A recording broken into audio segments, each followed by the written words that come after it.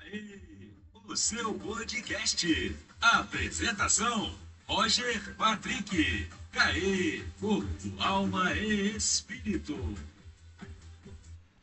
Olá, seja bem-vindo a mais um CAE Podcast. CAE de número 13 e a gente tá começando 2025 bem, hein? Bem, que é isso. A gente tá com um convidado aqui internacional, sim, internacional, em breve, tá? Vocês vão ficar sabendo um pouquinho da história dele, quem ele é. Desde já, esteja orando pela vida dele, homem de Deus, profeta, caminhada aí. Olha, eu fiz até aula com ele, depois ele vai falar aqui a respeito, tá? Um pouquinho. Mas isso daí, podcast Corpo, Alma e Espírito, CAE. Desde já, compartilha esse podcast, tá bom? Curte, não deixa de se inscrever, tá bom? No nosso canal, até mesmo é para estar crescendo aí, nosso canal no YouTube. Você também que pode nos seguir lá no Instagram também, para trazer mais visibilidade e as pessoas também né, ser alcançadas e transformadas. Estamos aqui com ele também, o Creósio, são operando aqui né, e nos ajudando com a captação do áudio. Olá, Creósio. Graça e paz a todos. Estamos aqui em mais um podcast. Com certeza vai ser bênção. Estamos aqui com ele também, o Pérez. Olá, Pérez. Buenas noches a todos, que Deus les bendiga. Muito boa noite, que Deus abençoe a todos vocês. Estamos com ela aqui também, a Érica Martins. Olá, Érica. Olá, boa noite, graça e paz. Muito feliz em estar participando de mais um podcast. É isso então, né? Vamos lá. Então vocês já puderam conhecer aí um pouquinho. Estamos com ele aqui, o Pérez, tá? E aí, Pérez? Quem é o Pérez? Entendeu? Vamos lá, um participante aqui internacional. Como é que é essa questão, Pérez? Fala pra gente. Vamos lá, de que lugar que você é? Compartilha. Bom, eu sou cubano, eu sou nascido em Cuba. As pessoas às vezes me perguntam, mas você é cubano? Cubano? Eu sou cubano. Não é do Paraguai, não, eu sou cubano mesmo. Eu sou cubano, nasci em Cuba. Aí eu vim para o Brasil em 2013 e vim para fazer missões, né? Eu vou ser um trabalho voltado para missões. E a maior parte da minha vida, até então, eu dediquei ao Evangelho, né? Eu tive. Meu nome, na verdade, é Olioso Sanches Pérez, né? Esse nome bonito que meu pai me deu. Eu só falei Pérez mesmo pra ficar ali na zona de conforto, sabe? E, bom, eu vim para Cuba em 2013, eu sou esposo, sou pai. Isso. Estou mandando desde já um abraço para minha família, né? Minha esposa Mayara, minha filha Betina, minha filha Flávia. E é isso, eu sou o Pérez. Esse é o Pérez, meu povo. Vamos lá. Pérez, falando a respeito um pouquinho, assim, até mesmo do Evangelho em si, essa questão de missão. Você nasceu num lar cristão? Como que foi esse processo seu de encontro com Jesus? Ou você já nasceu já num berço evangélico? Como é que foi essa experiência? Roger, minha vida, eu diria que boa parte da minha vida foi uma montanha russa, né? Eu nasci numa família com uma tradição muito forte do catolicismo. A minha avó paterna era uma católica muito assídua. Então, desde pequeno, ela me levava na missa, me levava na igreja, mas isso durou muito pouco. Como eu te disse, eu tive uma vida muito difícil. Minha vida foi muito difícil. Uma vida marcada por traumas, sofrimentos. Nós éramos uma família muito próspera. Meu pai era militar e ele começou a se refugiar um pouco na bebida, né? Aí virou alcoólatra. Ele perdeu a carreira militar. Depois ele se dedicou a tocar uma fazenda que ele tinha. E depois ele perdeu tudo. Nessa fase aí, nessa transição da vida militar para tocar a fazenda que ele tinha, ele se tornou uma pessoa muito agressiva. Minha mãe separou dele. E essa separação foi um momento muito difícil da nossa vida, porque minha mãe teve que fugir na madrugada comigo e com meu irmão. Porque meu pai era um cara muito agressivo, né? Formação militar, preparo físico intenso, né? Uma pessoa de um porte físico muito forte. E ela agredia fisicamente a minha mãe, né? Passa ao ponto até de, às vezes, Minha mãe correu até o risco de morrer, né? De tanto apanhar, né? Aí a minha mãe decidiu então se separar dele, né? Foi uma decisão sábia da parte dela, por todas as agressões. Eu nunca fui agredido pelo meu pai. Nunca Sim. apanhei. Meu pai sempre teve aquela doutrina militar. Então, meu pai só me olhava, eu já tremia na base. Mas aí a nossa infância foi muito difícil porque a gente saiu de uma condição favorável, uma família próspera, né? Fazendas, tudo quanto é recurso. A gente vivia bem. E aí fomos a morar em outra cidade, morar de favor, minha mãe desempregada. E a minha infância foi de uma criança revoltada. Revoltada porque meu pai meio que abandonou a gente naqueles primeiros 10 anos de vida. Ele não estava presente, minha mãe trabalhando longe. A gente ficou muito na mão de babás, que era o recurso que minha mãe tinha para poder dar conta. Cuba estava vivendo um momento muito difícil, que foi o momento do período especial, um momento que faltava em Cuba comida, faltava medicamento, apagões de 20 horas por dia. Nossa. Então, assim, foi uma infância muito difícil.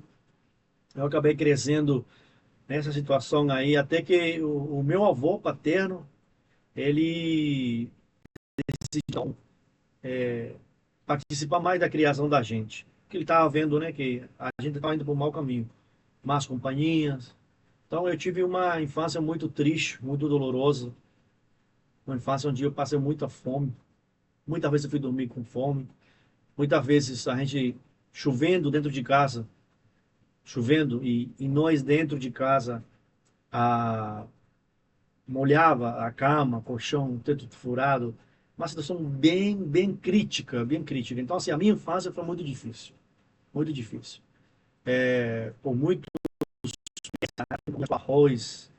Às vezes eu tinha que partir um pão no meio para mim e para o meu irmão. Então, eu cresci desde muito cedo. Até me emociono às vezes quando eu trato sobre isso, Sim. mas bom que fica como experiência aí, né? Para incentivar outras pessoas a seguirem diante. Desde muito cedo eu tive que tomar conta do meu irmão. Então, 7, 8 anos já, eu estava tomando conta do meu irmão. E eu me lembro que a gente tinha um sapato e quando chegava perto da escola, a gente colocava o sapato. Porque nós morávamos numa área rural, então tinha muita lama, muita pedra. Para não estragar os sapatos, a gente só tinha um sapato que era da escola. E a gente tirava o sapato, colocava numa sacola. Chegando na escola, a gente colocava o sapato e entrava então para a aula. Então, desde muito cedo, eu tive essa situação difícil e eu cresci sendo uma criança amargurada. Criança que me sentia abandonada, entendia que minha mãe estava dando, como se fala, né, um duro danado para poder Uhum. sustentar a casa. E, ao mesmo tempo, eu vi que minha mãe se relacionava com algumas pessoas, com homens, né, tentando refazer a vida dela, mas não valorizava, pelo fato dela ser uma mãe solteira, sofri muito também, né, com alguns padrastos, rejeitava nós, maltratava. Aí toda vez que isso acontecia, minha mãe largava a pessoa, aí tentava de novo com outra pessoa. E então, assim, tive uma criação muito difícil, uma infância muito difícil, até que, quando fui entrando na minha adolescência, lá quando eu tinha uns 12 anos, a nossa casa, lá em Cuba tem muito furacão, né? Então a nossa casa foi atingida por um furacão e nós perdemos a casa. Aí Nossa. começamos a morar de favor. Aí era uma semana, nós dormíamos na casa de um vizinho, outra semana na casa de outro vizinho. Aí a mãe, o método que ela achou para a gente sobreviver foi ela ia trabalhar em outra cidade, só ia em casa os finais de semana, e aí ela pagava uma babá. Por quê? Porque ela pagava a babá para ficar com a gente durante a semana, segunda a sexta. Aí ela chegava lá sexta-feira, à noite, ela ficava sexta, sábado, ia embora no domingo, e sexta, sábado e domingo a gente ficava na casa da minha avó. Aí eram 8 pessoas dentro da casa da minha avó. Então, assim, era muito apertado. Como a gente ficava só final de semana na minha avó, não pensava tanto. Então, eu cresci com toda essa dificuldade. E comecei a me envolver com questões de torcida, né? Briga de torcida. Briga de bairro. Nossa. Existia muito em Cuba naquela época, aquela gangue de bairro. Que a garotada brigava de um bairro, brigava com outro. E eu comecei a me tornar uma pessoa assim, um pouco agressiva. Apanhei muito, bati muito nos outros, mas apanhei também. Só que uma das babás que cuidou da gente começou a levar nós na igreja. Uau. Eu tinha mais ou menos 9 anos na época. Isso foi antes da pré-adolescência, né? Aí ficava mais ou menos um ano indo na igreja. E ali eu conheci a Deus com 9 anos. Aí eu aprendi a orar. A igreja me recebeu. Eu falo para as pessoas que a igreja, ela não pode ter o papel de um juiz. Sim. Ela tem que ter o papel de um advogado acolhedor. Porque eu era uma criança indisciplinada, revoltada, amargurada, desobediente. E quando eu fui para a igreja com 9 anos, as pessoas me abraçaram. Sim. As pessoas me acolheram. E eu vi na igreja um lugar onde eu poderia ter uma vida, onde eu poderia ter minha vida de volta, porque até então eu não aceitava a minha vida. Eu acredito, de fato, nós vamos falar isso depois, eu passei depois por uma depressão profunda, eu passei por uma tentativa de suicídio. Eu acredito que se eu não tivesse me convertido, eu teria dado um fim na minha vida logo na adolescência. E o fato de eu me converter, de eu entregar minha vida para Jesus, já com 9 anos eu ter aquela experiência, me devolveu a alegria de viver, de eu ter um sentido para viver. Sim. Conhecer a Deus, que foi meu melhor amigo e é meu melhor amigo. Me emociono porque foi um momento muito difícil. Hoje eu olho para trás e eu vejo assim, tudo que a gente passou, tudo que a gente viveu. E hoje eu vejo assim que a minha filha, né? Eu tenho uma filha de 5 anos. Eu vejo que a minha filha hoje tem chifre, sabe? Ela tem um lar, ela tem uma casa, ela tem o que ela precisa. A gente tem luxo, a gente precisa. E eu vejo que eu consegui reescrever minha história. Eu consegui dar a volta por cima. E aí, quando eu comecei a entrar, aí minha mãe, essa babá mudou de cidade, aí a gente não conseguiu mais ficar com essa babá. Aí acabou que a, a minha mãe contratou outra babá. E aí na adolescência eu comecei a me envolver com aquela questão de briga de torcida, aquela coisa toda, comecei a ficar uma pessoa um pouco agressiva. E eu comecei a ter uns problemas de saúde. Comecei a acontecer uma coisa que eu acredito que seja espiritual, mais do que talvez emocional, algo do tipo. Eu comecei a ter umas alucinações, comecei a ter uns negócios muito estranhos. E aí eu recorri ao candomblé, eu recorri a outras religiões, até que minha mãe começou a me levar em médico, fazer exames, uma série de estudos, e os médicos não achavam nada. E aí minha mãe recorreu a uma amiga dela que era cristã. Eu considero hoje como a minha segunda mãe. Sim. Uma mulher que eu tenho uma grande consideração. O filho dele é um pastor, muito meu amigo. Ele é um irmão para mim, mais do que um amigo, um irmão. Aí ela começou a tomar conta da gente e ela disse à minha mãe que ela conhecia alguém que podia ajudar nós. E aí ela me levou, começou a me levar para a escola dominical, aí eu tive uma experiência com Deus, aí com 14 anos, 14 para 15 anos, eu conheci a Jesus, eu me converti, ali eu tive minha experiência com Deus. Ali eu ainda ficava entre as baladas, a igreja, gostava muito de balada, ainda de adolescente. E eu tive uma experiência uma vez numa balada, uma briga de torcida dentro da balada, né, dentro da boate. Ali eu orei, pedi para Deus me tirar. Eu escutei que Deus falou para mim, mas eu não te trouxe esse lugar. Uau. Você quer que eu te tire daqui, mas eu não te trouxe. Uau. E aí eu disse a Deus, ok, mas se o Senhor me ajudar a sair dessa, eu não volto mais aqui. Aí eu consegui sair dali. E aí eu comecei a dar meu primeiro passo no louvor da igreja, depois com os jovens. Depois eu passei um momento da minha vida muito difícil, passei por depressão dentro da igreja. E ali eu consegui me reerguer. E isso foi uma parte assim mais da minha vida pessoal. Agora Sim. do início da minha vida ministerial foi algo onde eu ressurgi de novo, porque eu passei por um momento da minha vida muito difícil. Entrei numa depressão, uma depressão muito profunda. Eu tive uma tentativa de suicídio que não deu certo. E ali eu entendi que Deus tinha um propósito para a minha vida.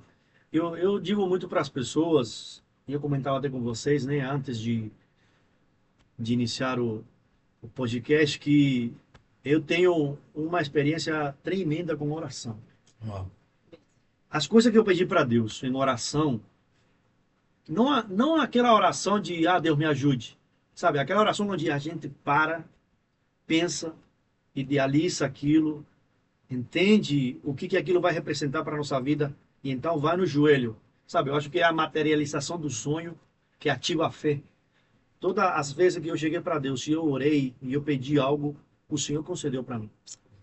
E isso aconteceu com minha vinda ao Brasil, porque eu tinha um comércio em Cuba, eu me converti, passei por esse momento difícil, aí depois eu era muito ativo na igreja, eu pedi para o pastor um tempo para eu poder me restaurar espiritualmente. Eu fiquei 6 meses em oração, 6 meses em Cuba, a igreja é muito forte, porque são vários eventos, né? Vamos chamar de evento, mas são vários programas que a igreja tem durante a semana. Terça é culto de oração, aí tem uma hora aqui para orar, uma hora do culto é só oração, é intercessão, uma hora. Aí tem a terça-feira que é o jejum da família, aí vão as mulheres, né, as donas de casa, principalmente mulheres e aposentados, né? Aposentados. Terça-feira vão orar.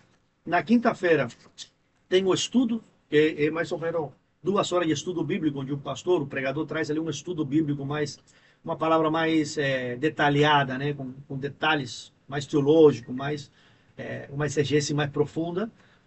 Aí no sábado tem o jejum, a reunião de jejum que é geral, e vai a igreja toda.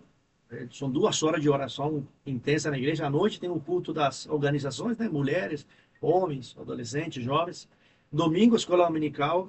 E domingo à noite, o culto da palavra.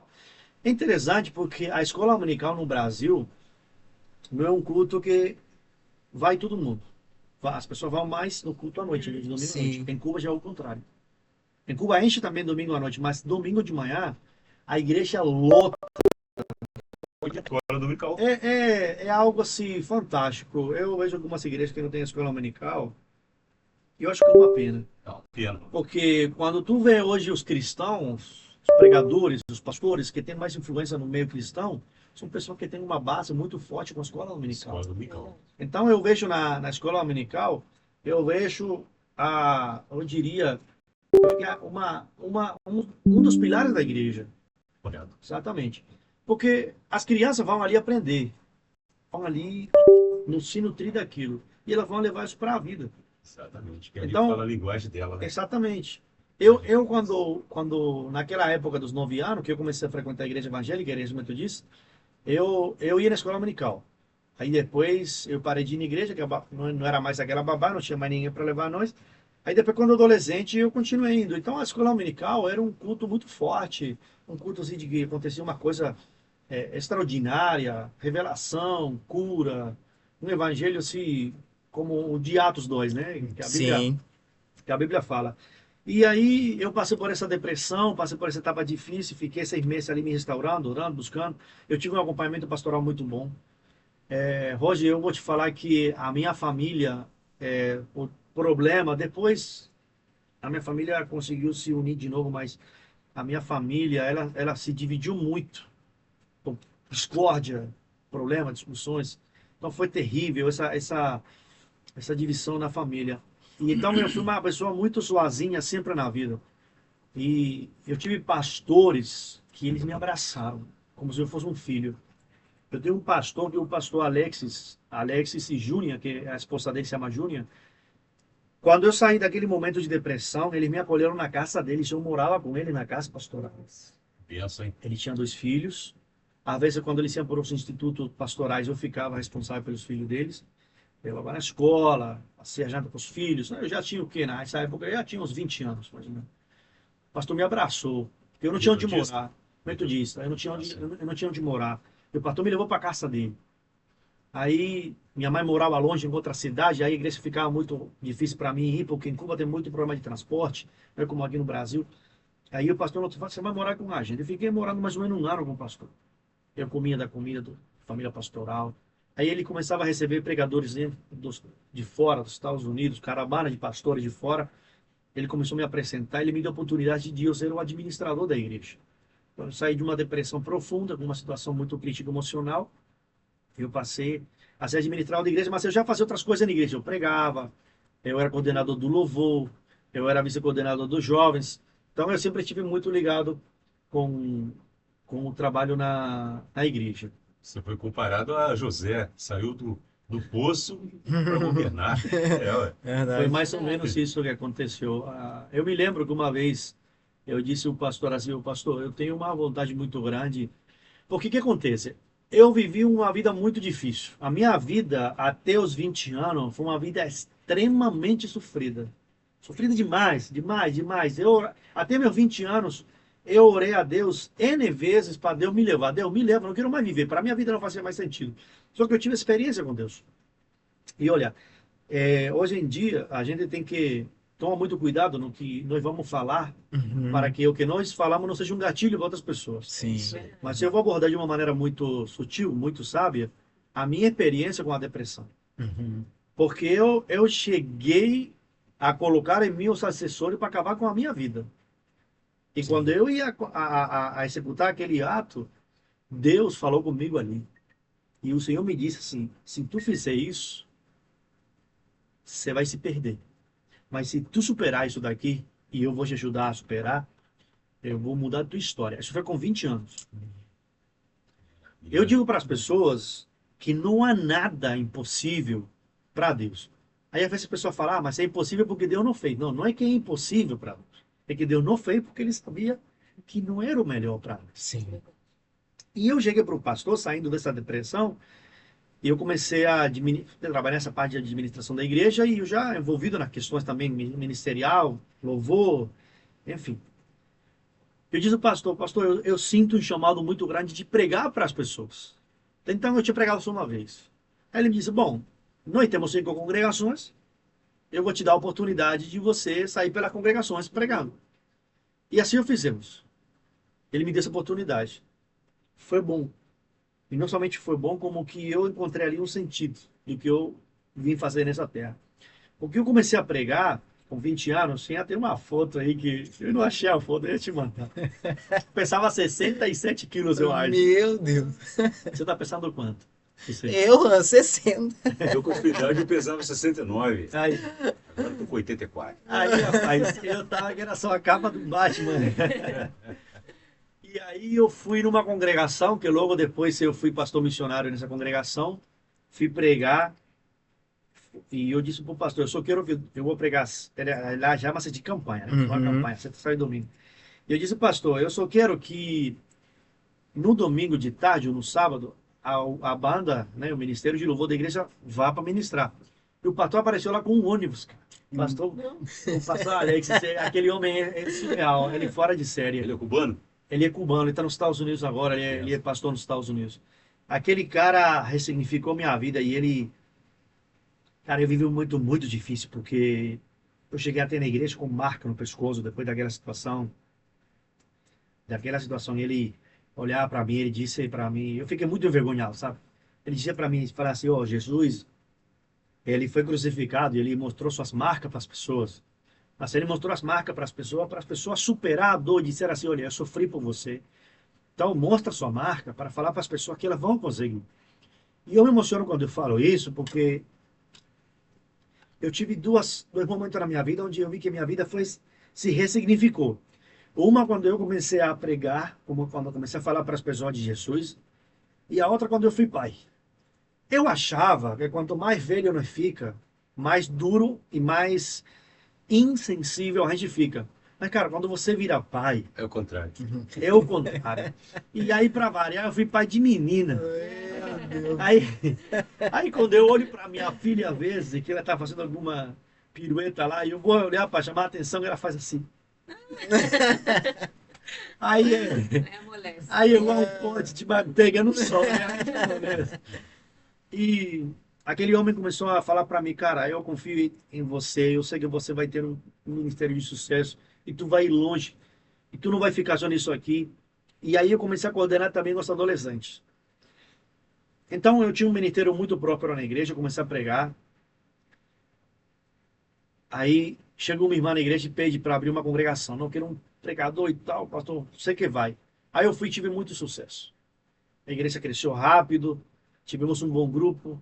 Apesar de que em Cuba é proibido abrir novas congregações, mas o governo fiscalizou nosso encontro ali, a gente falou que era reunião de oração, Aí falamos, não, nós estamos orando pelo país, pelo presidente, estamos orando pelo governo. Que lá é uma ditadura socialista, né? Aí, não, você está orando pelo presidente, então tá certo. Aí todo culto, eu ia lá. Mas o país é laico, né? Ele libera todo, não interfere em religião nenhuma, não, né? Ele proíbe a abertura de novas igrejas. Você não tá. pode abrir novas igrejas. Mas pode ter todas as religiões. Mas assim, hoje em dia, ele perderam isso de mão, perderam o controle disso, porque é muita gente. Melhor assim. Então o país está o país está numa situação muito difícil. Falta comida, falta remédio, falta muita coisa. Então as pessoas, o meio que as pessoas acham para se aliviar é na fé. É na fé. Então acaba que eles meio que entenderam que isso daí era um bom negócio para eles. Para eles, pra Exatamente. acalmar os ânimos. E A aí igreja sempre tá ali, né? Pra... Exatamente. Aí vai. todo culto a gente orava pelo presidente, pelo país. Aí não tivemos problema. Mas depois a mulher ali teve um problema com o esposo, parou alguma coisa lá, ela não quis mais ter a igreja na casa dela. Aí nós remanejamos aquele remanescente ali para uma igreja de Assembleia de Deus que estava perto. E aí o pastor me chama e me disse, olha, nós temos uma igreja para fechar. Só que eu quero fazer um último teste. Uma da nossa congregação não está dando certo, eu quero te mandar para lá. Era um lugar muito pobre, tinha muito um índice muito alto de abuso infantil, divórcios. O pastor que estava anteriormente de mim passou por uma situação lá muito delicada. Aí ele saiu, quase que perdeu o ministério. Caluniaram ele, falaram coisa dele que a igreja tem uma comissão chama-se de Comissão de Justiça, lá em Cuba. Aí a Comissão de Justiça levanta tudo da vida, o que aconteceu, entrevista as pessoas, faz uma investigação, né? Então não foi aquilo que caluniaram o pastor, né? Tentaram manchar o casamento dele, não era nada daquilo que as pessoas falaram. Ele era uma pessoa muito presente, sempre com a esposa para cima e para baixo. Então eu cheguei num momento onde a igreja estava praticamente fechando. 3 pessoas assim na igreja, as pessoas tinham saído. Um bairro com muito baixo nível cultural, pessoas que trabalham na roça, então burburinho, fofoca, aquela coisa toda. Fofoca é um troço que destrói a igreja, né? Acaba com a igreja. Porque é uma mentira que se fala muitas vezes, que acaba se tornando como se fosse uma verdade. E aí o pastor me diz, olha, eu tenho um projeto para você lá, e eu queria muito que antes de eu fechar a igreja, que era uma congregação que já estava caminhando para a igreja, só que de repente deu aquele baque ali, né? Aí ele disse, e tem outra coisa, nós temos o projeto da igreja central, que é uma igreja que estava em aberto, tu vai ter que assumir as duas. Para nós, porque nós vamos tirar esse pastor daqui, vamos colocar aqui, mas se ele não tiver um bom desempenho, a gente vai ter que... Então eu já fui sabendo que ia enfrentar um desafio. Mas aí nesse período você já tava com quantos anos mais ou menos aí? Nessa faixa ainda dos 20 aí? Eu Pra assumir aí. já Já. estava com 22 anos. Caraca. Aí eu fui pro meio do Começa nada. cedo, né? Eu fui pro meio do nada, no meio do nada, do nada, do nada. Te falar que eram 10 quilômetros da estrada de asfalto, eram 10 quilômetros de terra, estrada de terra, até chegar na comunidade. A comunidade se chamava Arango, era o nome da comunidade. Era um distrito, mais ou menos, né? Seria Rialto, mais ou menos. E o apelido no meio cristão, no meio gospel, o apelido era Cemitério dos Pastores. Nossa. Que quem entrava ali, ou abandonava o ministério, Meu Deus. ou saía destruído. Então eu já fui sabendo. Aí, às vezes a gente passava na rua, e aí ficava um grupo de mulher solteira na rua. Aí o pastor passava, eu sempre visitei com casais, né? Eu pegava um casal de líderes e eu fazia visita com o casal, porque eu sabia que o lugar era terrível. Aí às vezes a gente passava, aí eu levava algum pregador lá para pregar, e sempre ia a turma, né? A gente montava um grupinho para fazer a visita junto, né? Aí nós fomos apelidados dos Testemunhos de Jeová, né? Um abraço para nossos irmãos lá. Porque aí você tava no grupo, né? E aquela roupa social, aquela coisa de roupa social. E sempre a pé. Exatamente. E aí a gente passava às vezes e aí tinha umas mulheres lá, né? Solteira lá. Aí nós passávamos, um menino novo, né? 22, 24 anos, que era uma turma de missionários, que era tudo amigo do Instituto de Missões, formado no Instituto de Missões. Aí a gente passava e era fio. Aí os colegas nossos já falaram assim, em nome de Jesus, está repreendido, meu pai. Calma. Mas o que aconteceu lá? Aconteceu algo interessante. Era um lugar muito agressivo. Eu tinha 2 vizinhos. Se eu passasse, o culto lá começava às 7h30 e ia até às 10 horas. Minto. 7h30 ia até às 9 horas. Quando começava às 7 ia até 8h30. Se eu passasse das 9 horas, um vizinho já ficava na porta da igreja com um facão. Tu acaba, tu termina agora ou eu faço terminar. Nossa. E o outro do lado, para protestar, ele saía de cueca ou de toalha e ficava na porta da igreja. Que isso? Era um lugar retado, era um Meu lugar, Deus. era um lugar sinistro. Provação. Exatamente. Aí eu comecei a orar, numa oração das 5 horas da manhã, pronto. Aí o pastor me disse, você tem que ir para lá. Aí eu fui. Fui, quando estávamos chegando no lugar, já estava escurecendo, o lugar muito escuro, não tinha iluminação pública, estava chovendo. Quando fomos entrar, andamos assim uns 200 metros por dentro de uma plantação de bananeira para chegar na casa pastoral. A água estava batendo no tornozelo. Nossa. Porque atrás da casa pastoral tinha um açude e transbordava quando chovia. Aí aquelas tarântulas, sabe? Aquela viúva preta. que Sim. fala, Nossa, mano. como é que Aranha. Viva Negra, né? É, Fala. Viva Negra. Viva Negra. Nossa. Desculpa. Você via aquelas aranhas, É isso. escorpião, não? É isso. No meio da rosa. Aí eu falei pro rapaz lá, né, que estava com a chave da casa pastoral, eu falei, e o banheiro? O banheiro que veio te mostrar. Aí era uma letrina, não sei se chama de letrina, era fora da casa, era um buraco, e o vaso eram 2 pneus de carro, Meu Deus do céu. e ali era um negócio assim feito de madeira, de retalho de madeira, com um teto assim de uma lona por cima. Aí chovendo, aí eu numa fome, ele falou assim, pastor, o senhor comeu? Eu falei, rapaz, eu saí, eu comecei a carregar minha mudança, era meio-dia, cheguei aqui, e era umas 7 horas da noite. Tudo escuro, uma casa escura. Foi muito bom eu vir aqui hoje, porque tem muito tempo que eu não trouxe isso na minha memória. E aí ele apareceu para mim, eu estava com muita fome, ele apareceu para mim com um prato de arroz, feijão e ovo frito, eu nunca mais esqueço. Porque em Cuba, hoje, uma pessoa que tem arroz, feijão e um ovo frito é uma pessoa muito bem-aventurada. Próspera. É uma pessoa que tem que levantar uma posição e agradecer a Deus, porque não é todo mundo que tem acesso a isso. Rapaz, eu comi aquilo com uma vontade. E o arroz não era nem arroz, era raspa, sabe? Porque era a rapa já do... Exatamente. Porque em Cuba, quando chega na rapa, a pessoa coloca a água, esquenta de novo para aproveitar até o último, né? Parece, então, ou seja, aquele cara trouxe para mim o que aquela mulher ofertou. Ah, verdade. Ele trouxe tudo que ele tinha. A rapinha dele, do outro dia do almoço, ele trouxe para o pastor. Profundo. E aquilo para mim, cara, me marcou de um jeito, mas de um jeito. Aí eu fiquei 5 anos naquele lugar. A igreja caindo aos pedaços de madeira. Aí o teto era de brasilite, tinha uns pregos gigantes, assim, que passava, pregava a tábua, pregava a telha na madeira. E aí saía da madeira para baixo um tanto assim de prego. Eu pregava olhando para o teto. Aí na lateral tinha umas portas que estavam fechadas. Eu mandei abrir as portas. Eu falei, se o teto cair, eu grito para a pessoa sair. Eu ficava preocupado. Não é Eu mesmo? ia ficar pregado igual Jesus ali naquele telhado.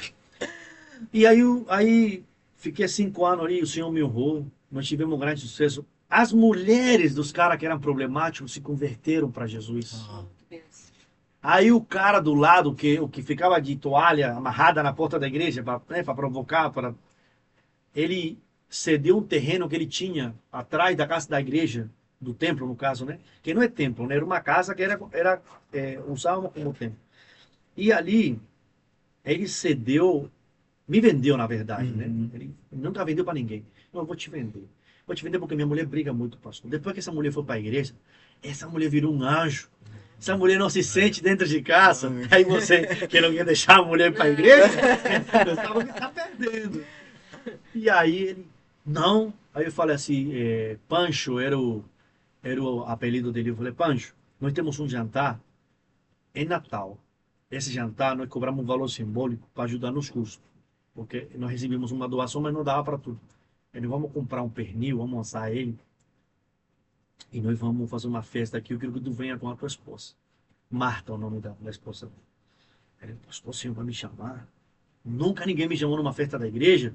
E quando faz uma festa em Cuba, que envolve alimentos, que tem comida, meu amigo, essa é a maior honraria que você pode fazer para uma pessoa. não. E aí, nesse tempo, eu fui um dia falar com meu pai, que eu estava muito revoltado com meu pai estava bebendo muito, tinha feito ter uma amnésia alcoólica, de tanto que ele bebeu, ele se perdeu, não sabia onde ele estava ali. Eu fui um dia falar com ele, brincar com ele, né? Falar para ele que não queria saber mais nada dele, que não me chamasse mais. Quando eu fui falar com ele, eu já era pastor. Eu já era pastor missionário, né? Pastor missionário em Cuba é o que precede é o pastor titular, né? Ele passa por um período de teste, aí depois ele recebe a nomeação como pastor titular. E quando eu fui falar com ele, sentei com meu pai, busquei ele, estava num lugar assim que só fica alcoólico. O que seria uma Cracolândia, mas lá é uma Alcolândia, mais ou menos assim, né? Junta os bêbados ali para beber. Lá em Cuba não tem esse negócio de droga como tem aqui, mas rola muita bebida, né? Muita cachaça. E eu fui buscar meu pai, eu sentei com meu pai, e aí Jesus falou comigo e o Senhor me disse: olha para ele com os mesmos olhos que eu olho para você. Eu falei: pai, eu vim aqui para chamar a tua atenção, eu vim aqui para te escrachar mesmo. Mas o Senhor tocou meu coração e eu vou te falar uma coisa: ó, eu te perdoo. Tudo que você fez, o abandono que você fez, as agressões da mãe, tudo que você fez de ruim pra gente. Cara, meu pai foi uma pessoa que se transformou tanto, mas tanto. Ele era um militar corretíssimo. Cara super dedicado, ele perdeu a carreira, virou fazendeiro, teve sucesso, fez muito dinheiro, perdeu dinheiro para cachaça, pro vício. E aí meu pai chegou num estado, cara, meu pai pegar um dinheiro que às vezes eu levava, que minha mãe me dava, para me comer alguma coisa, meu pai pegava esse dinheiro para beber. Olha o estado que ele ficou. Então assim, eu tinha muita mágoa do meu pai. E quando eu falei com meu pai, ele disse: pai, eu vim aqui para puxar tua orelha, e falar um monte de coisa, discutir contigo, mas Deus tocou no meu coração e eu quero te falar que eu te perdoo. Eu te perdoo. Eu quero que a gente possa ter um relacionamento de pai e filho profundo. Que a gente possa reatar esse vínculo de pai e filho. Hoje, meu pai tinha um avó que foi para ele como um pai. Que o pai do meu pai foi durão mesmo. Ele foi uma pessoa da roça, sabe? Um cara ríspido. Agora, o meu Bissa, que ele, meu pai adorava, meu pai venerava o velho, sabe? Quando ele morreu, meu pai não chorou. Meu pai chorou aquele dia comigo, falando que eu perdoava ele. E a partir daí, meu pai é um bom chefe de cozinha também, ele é um excelente chefe de cozinha. E a partir daí, ele começou a ser o cozinheiro, né? O chefe de cozinha dos banquetes que nós fazíamos na igreja na festa de Natal. Caraca, é sobre isso, né? Você tá entendendo? Caraca. E meu pai falava que Deus não existia, que ele era ateu, que ele odiava a igreja, que quem ia na igreja era um desocupado. E eu ia muito onde ele morava, na igreja onde ele morava, pregar, que o pastor lá era meu amigo. É meu amigo, né, até hoje. E eu me lembro que uma vez eu trabalhei por 12 horas na obra da igreja, porque nós estávamos construindo o templo lá, que é um testemunho que eu vou contar já já. E eu trabalhei por 12 horas ajudando o pedreiro lá, porque nós tínhamos para pagar o pedreiro, mas não para pagar o ajudante. Então eu tive que pegar, né? E fazer, aprender a fazer massa, aprender a fazer a coisa de ajudante de pedreiro. E eu preguei 12 minutos. Que eu me lembro quando eu fechei os olhos para orar, de um branco assim na minha cabeça, aí um evangelista que era meu braço direito, ele correu pro púlpito assim, me segurou e começou a orar comigo, porque ele percebeu que eu ia cair. Eu dormi no altar.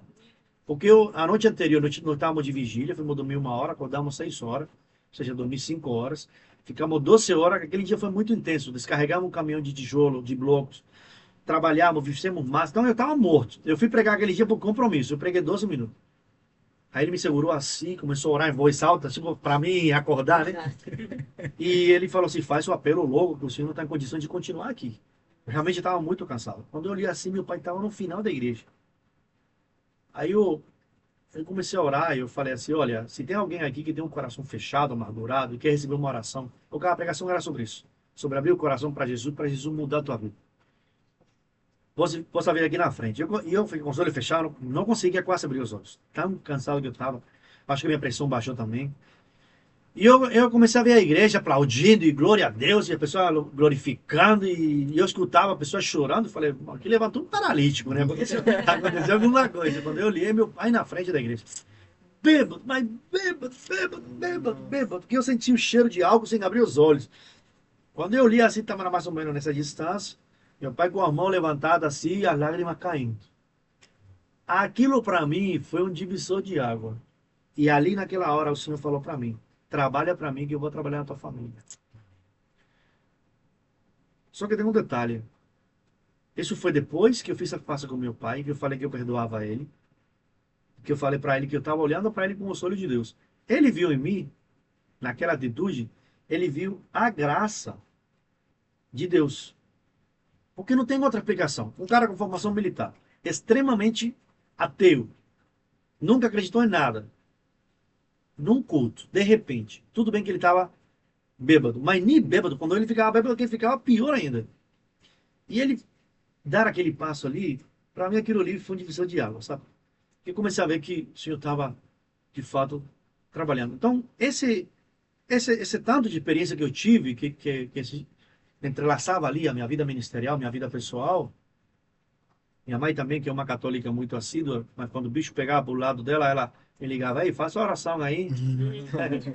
Faz tua oração aí, porque o negócio não tá bom, problema de saúde às vezes.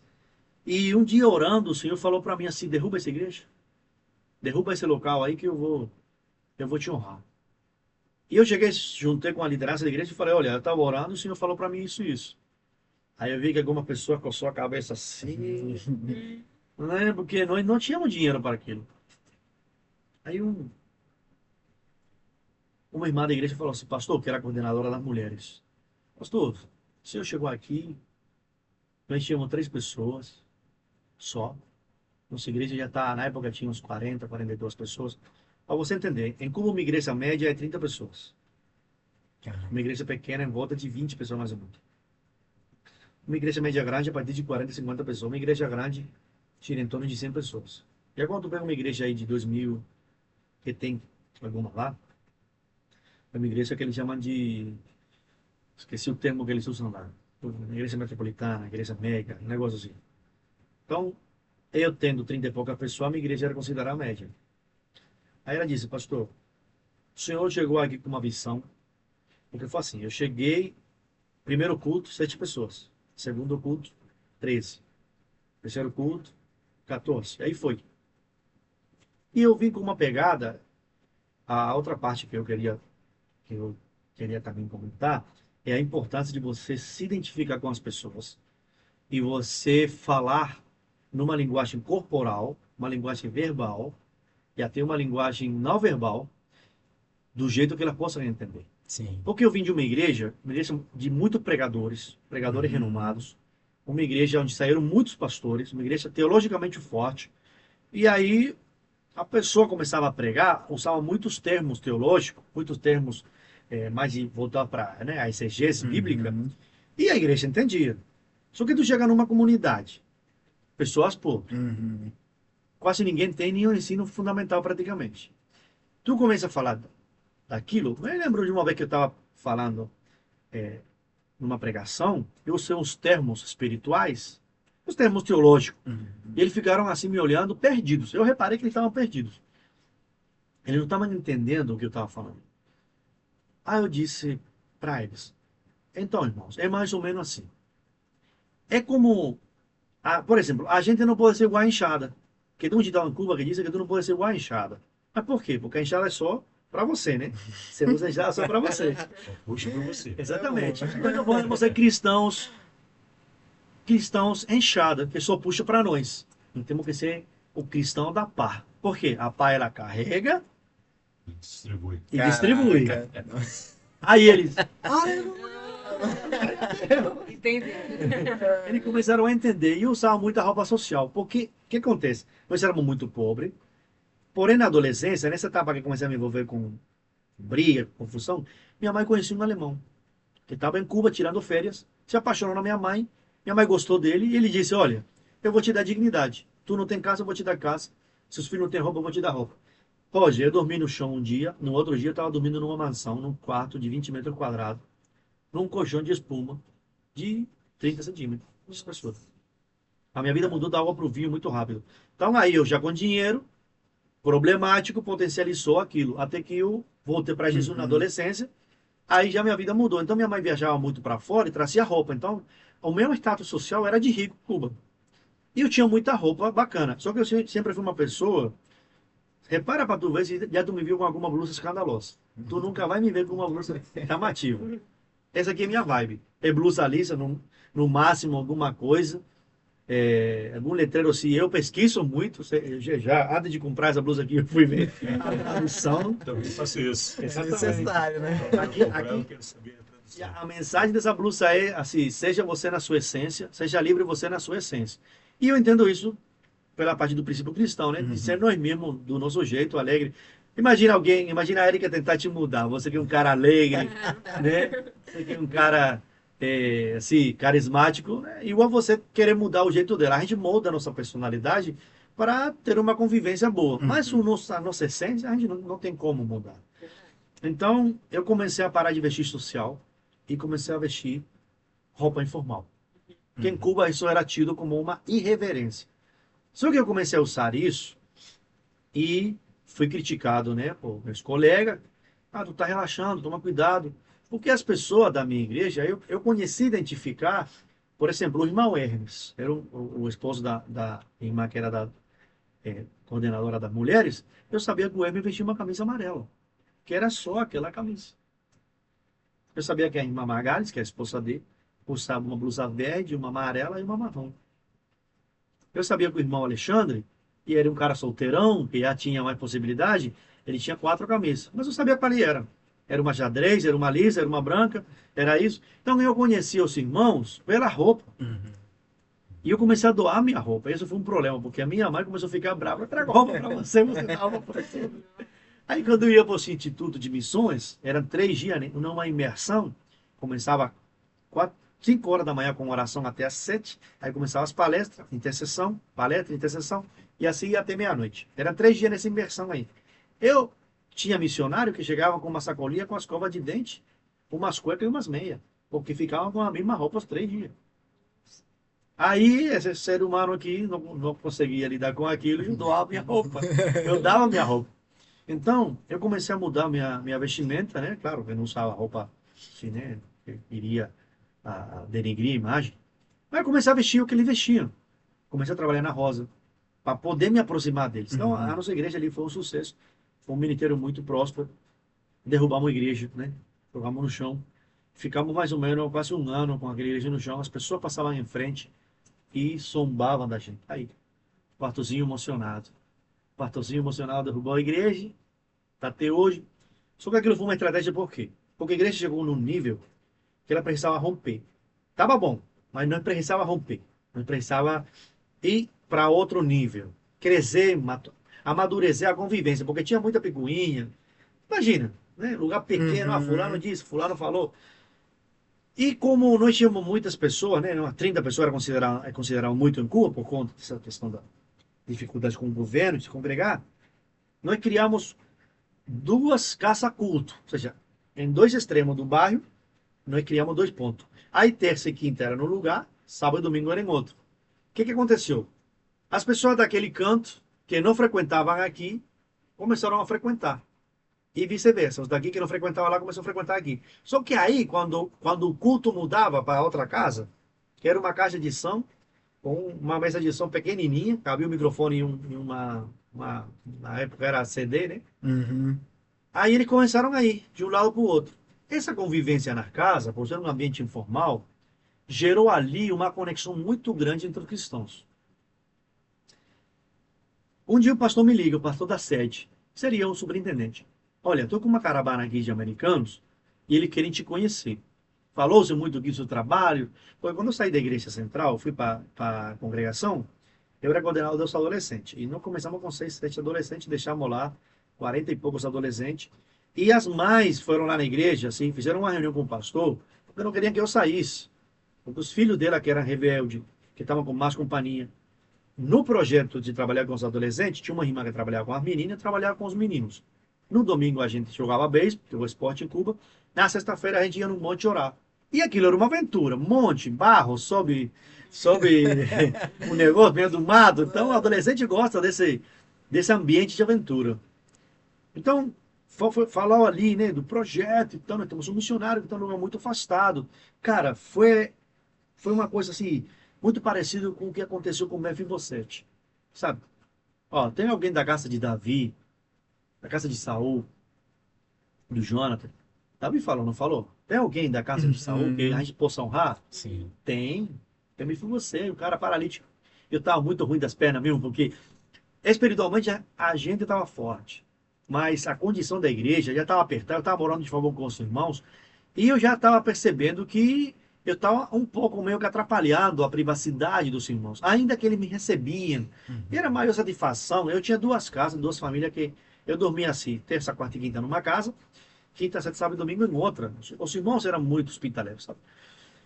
E aí, o pastor falou, ele queria conhecer teu projeto. Chegamos lá, terreno, tinha chovido muito. E lá quando chove, o terreno, né, faz muito barro. Aí os gringos, né, de chinelinho, bermuda, canelinha branca, foram entrar lá no meu terreno. Afundaram, foi no barro. Nossa. Aí eu falei, meu Deus do céu. Aí eles começaram a falar inglês lá, eu não estava entendendo muito bem, o tradutor explicando. Eu escutei quando um deles falou assim, em inglês, né? Tinha uma frase que ele falou que eu entendi que estava perguntando de quantidade. E no final ele falou money. Aí eu falei, olha, peraí que esse abençoado aí ele falou de quanto dinheiro está precisando.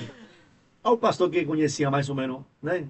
Conhecia, entendia o inglês, deu uma risadinha assim, olhou para o meu lado e falou assim, deu bom para você, viu? Aí o irmão falou assim, quanto você precisa para começar essa obra? Porque os americanos, eles se investem não com o projeto final, ele começa com o projeto inicial. Quanto você precisa para fazer o fundamento? Para ir digitando. Depois eles vão vir para ver se tu gastou aquele dinheiro naquilo ali. Quanto tu precisa para levantar as paredes de tanto? Aí depois eles vão vir para fiscalizar. Eles são muito zelosos com o dinheiro deles. Ali saiu uma oferta, eu não me lembro quanto foi. Eu sei que um empresário falou assim, eu tenho $300. Aí meteu a mão no bolso e fechou. Não, eu tenho 200. Aí foi, eu vou dar 1.000. E aí juntou um dinheiro lá, acho que foi inicialmente $1.000. Na época era 25 mil pesos. E aí nós começamos. Eu saí de lá com o templo quase pronto. Deixei o dinheiro do piso, parede levantada, as portas, janela, fizemos um lugar bacana para a igreja. E aí então eu vim para o Brasil, né, nesse projeto de missões. Ali eu vivenciei de tudo, de tudo. Me lembro de uma vez que um procurador da justiça, extremamente perigoso, bateu na minha porta de madrugada. Playboy era o apelido dele. Aí, quem que é? O Playboy. Aí eu falei, sangue, Jesus, Senhor. Rapaz, eu fiz uma oração entregando minha alma para Jesus. Porque o cara era procurado por assassinato, era procurado por roubo, assalto. Aí eu abri a porta assim e falei, pastor, não se assusta não, mas eu vim pedir uma oração, porque eu sei que estou sendo caçado. Eu estou sendo caçado e eu não quero morrer na mão desse cara. Quero pedir para Deus, mas não quero me entregar também. Aí eu falei, rapaz, mas a situação tá difícil, ó.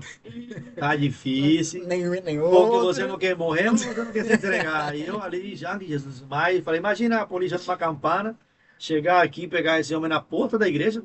Porque aí o que acontece? A gente vendeu a casa. Esqueci de te contar. Vendemos aquela casinha ali e usamos esse dinheiro na obra da igreja. E atrás da igreja eu fiz uma kitnet, um banheiro, um quarto e uma cozinha. E comecei a morar lá, junto na igreja, né? Era a igreja na parte da frente e atrás uma kitnet, que é onde eu morava. E aí ele chegou para mim pedindo oração. Eu orei por ele. Acho que um mês depois a polícia capturou. Ele estava morando dentro de um canavial. Nossa. Mas capturaram ele vivo, sabe? Ele não morreu, ele puxou a pena dele e tal. Depois eu voltei em Cuba, vi ele de novo, me agradeceu demais. Falou que aquela oração fez toda a diferença. Ou seja, ele não se entregou, mas não, porque ele era reativo. Ele pegava o facão na mão, queria matar a polícia. E aí aconteceu dessa oportunidade de eu vir para o Brasil. Eu fiquei 2 anos aqui, né, envolvido em missões. Conheci bastante o Brasil afora. Estive em Minas, estive em Brasília. Andei bastante pelo estado do Rio, aquela região ali da Baixada Fluminense também. E ali conheci pessoas assim, fantásticas. Aí conheci minha esposa, né? A gente formou uma família. Aí depois eu senti a necessidade, né, de começar a tentar procurar uma melhoria para minha família. E aí eu vou te contar algo que aconteceu assim na minha vida.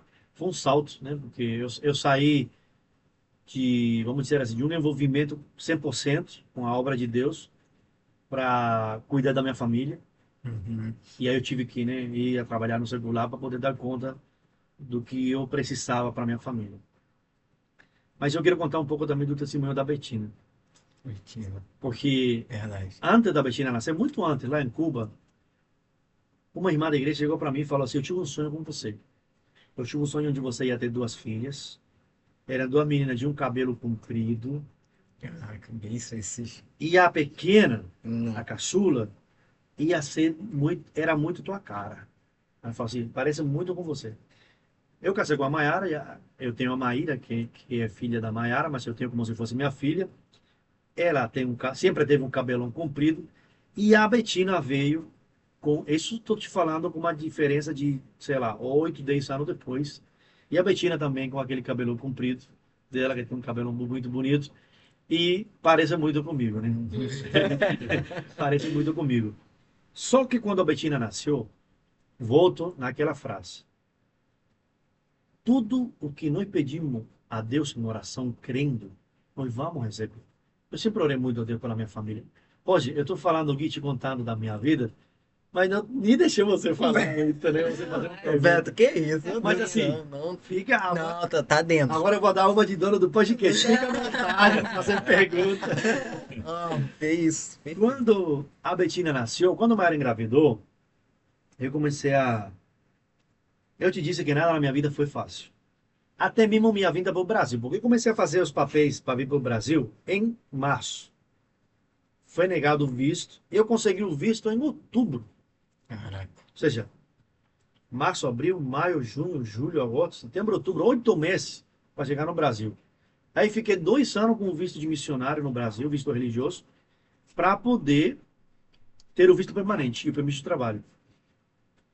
Comecei a trabalhar no comércio, depois fui trabalhar numa terceirizada na Peugeot. Comecei como auxiliar, essa terceirizada, depois fui para a CSN, foi uma escola para mim. Fiquei 4 anos lá na CSN. E na CSN foi um momento sofrido para mim, porque eu trabalhava muito e ganhava pouco. Mas foi bom, porque foi uma escola para mim. Uhum. A CSN foi uma escola para mim fantástico, aprendi muita coisa, conheci pessoas que me ensinaram muito e aprendi ali, né, a valorizar.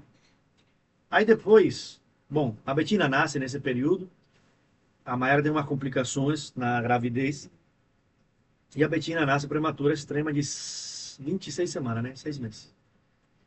A Betina ficou grave, ficou em coma 3 vezes, a última vez foi a pior de todas.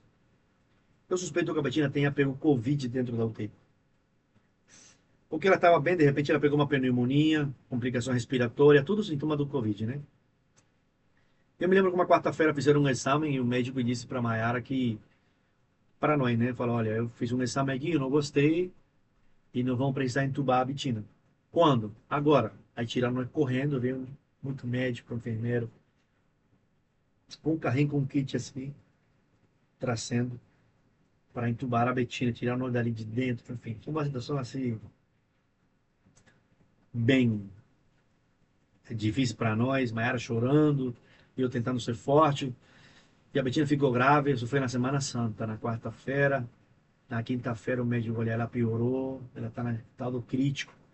Na sexta-feira, Semana Santa, sexta-feira, olha, a situação da Betina é caótica. Abriu uma imagem assim, a Betina está com 98% do pulmão tomado. Ela está com uma pneumonia muito forte. Ela está em estado crítico. Crítico, crítico. Ela está no estágio mais crítico que uma criança pode estar. Aquilo para nós foi um balde de água fria, mas o médico tem que falar a verdade, né?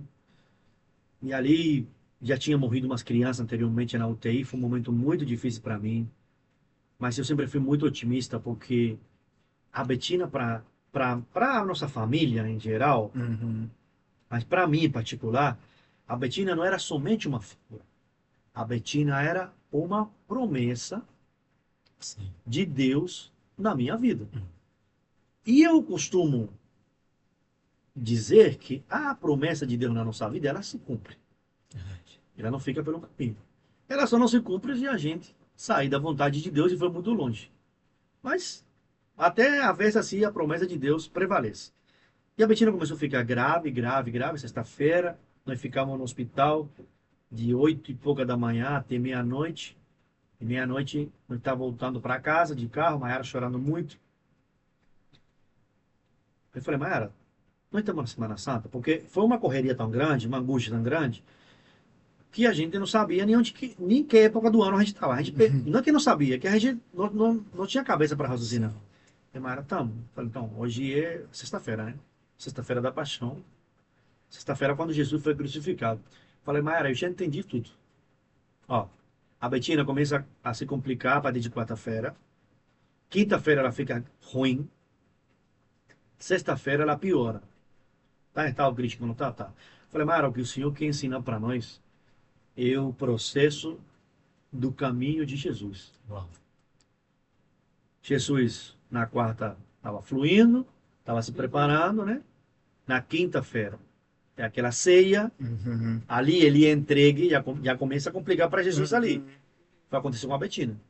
Ela começou a se complicar na quinta. Na sexta ele foi crucificado.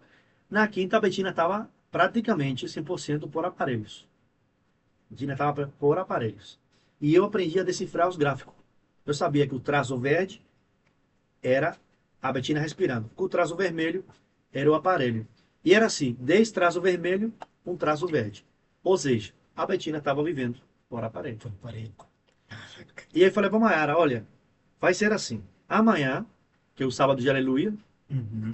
ninguém teve notícia de Jesus. Ninguém teve notícia de Jesus.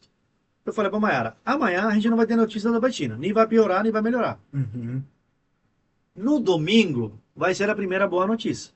Pode esperar que no domingo nós vai ter uma boa notícia. Uhum. Aí a Mayara falou, peraí, tu é otimista. Uhum. Eu falei, não, mas vai ser assim. Fomos para casa. Eu já tranquilicei meu coração. Eu estava muito angustiado, mas eu tranquilicei meu coração. Chegamos em casa, sábado de manhã no hospital. E aí, doutor? Falou, olha, ela nem piorou, nem melhorou. Uhum. Tá estável. Aí Mayara me olhou, Mayara deu uma sorrisinha assim, mas chorando muito. Fomos no domingo. Aí no domingo nós chegamos lá, aí tinha um médico lá que é o que dava uma notícia ruim. Né? Imagina, né? Que quando envolve criança, tudo é muito sensível. Ele estava assim na porta da UTI, ele deve ter 1,80 m, 1,90 m, um médico muito grande. E eu quero aqui já fazer um parênteses, aproveitar, mandar um abraço para a equipe da UTI neonatal do Hospital Unimed em Volta Redonda. Vocês foram fantásticos com a minha família. Eu tenho muito que agradecer, porque vocês foram as mãos de Deus na vida da minha filha, Betina. E a Betina está bem hoje, está super bem, inteligente, esperta. Eu agradeço muito essa equipe médica. Doutor Sebastião ali, que é o coordenador. Tem outro doutor lá, que ele é gastro, que ele é um cara também fantástico, esqueci o nome dele. Você sabe de quem que estou falando? Agora eu acho que ele é coordenador da UTI neonatal do Hospital São João Batista. E ele é um excelente médico também. Ele que estava lá, que era o vice-coordenador, eu acho, na época ele era o vice-coordenador. Ele estava assim na porta da UTI, Maiara já começou com uma fraqueza no corpo, perde do seu, ele está ali, vai dar uma notícia. Eu falei, calma, mas vamos esperar. Ele chegou e falou, ó, uma boa notícia para dar para vocês. Olha, a Betina está com 30% do pulmão recuperado.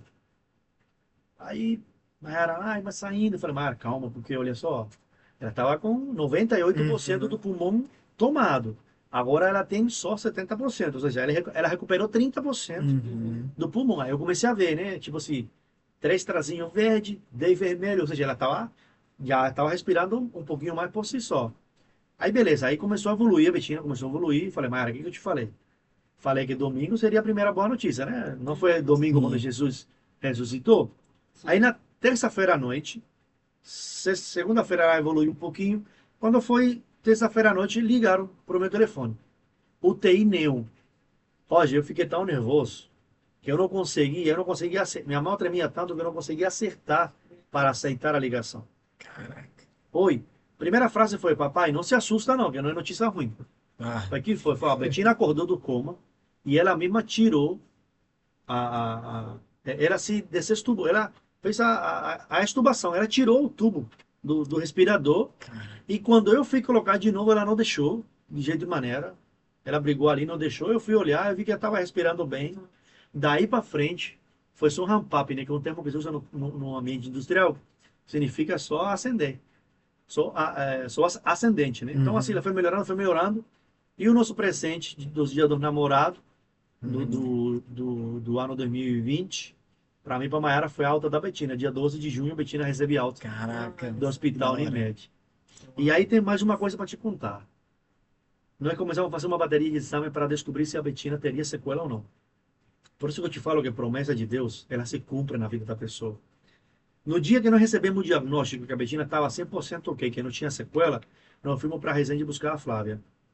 Quando nós estávamos indo para Resende, um caminhão que estava na minha frente, o cara se esquiva de um buraco na Dutra, cai uma chapa de aço que estoura meu pneu, meu carro trava na Dutra, porque a chapa de aço entrou dentro da bandeja do meu carro.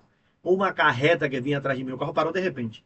Uma carreta que vinha atrás de mim passou, eu acredito que quase que raspando o meu carro, o cara tirou a carreta de cima de mim. Eu na pista de dentro da Dutra, estava mais ou menos 100 por hora. Então, assim, foi um livramento muito grande. A outra carreta que vinha atrás começou a fazer zigue-zague na pista para me proteger, para evitar que as carretas que vinham atrás, carreta freando, fazendo ele, causei um caos naquela Dutra. E Deus me livrou daquele acidente ali. Aí, de novo. Aí eu pensando, a promessa de Deus, ela se cumpre na nossa vida. Então, assim, na minha vida nada foi fácil, mas as vitórias que a gente veio conquistando foi tudo, né, resultado da promessa de Deus. Alguma pessoa fala assim, pô, Pérez, você sumiu, não tivemos mais por aqui, eu quero até aproveitar essa janelinha para explicar, falar um pouquinho da minha vida. Até passa também essa questão, porque você falou assim, né, que veio como missionário e tudo mais, mas ainda tem pessoas, né, que acham que você até mesmo é pastor, né? Eu até te mandei mensagem, né, para perguntar como é que a gente ia colocar ali. Então, porque as pessoas olham assim, o trabalho, né, o ministério e tudo mais, né? E a gente sabe que na metodista, né, tem todo um critério, mas só que em outras denominações, né, tem pessoas que é consagrada, né? E a gente aceita, tudo bem. E então passa pra gente essa questão, se você é pastor, se ainda tá como missionário, né? Se tá congregando em algum lugar, né? Traz essa. Então, hoje, bom, eu te falei que eu passei de um solteiro para um pai de família, né?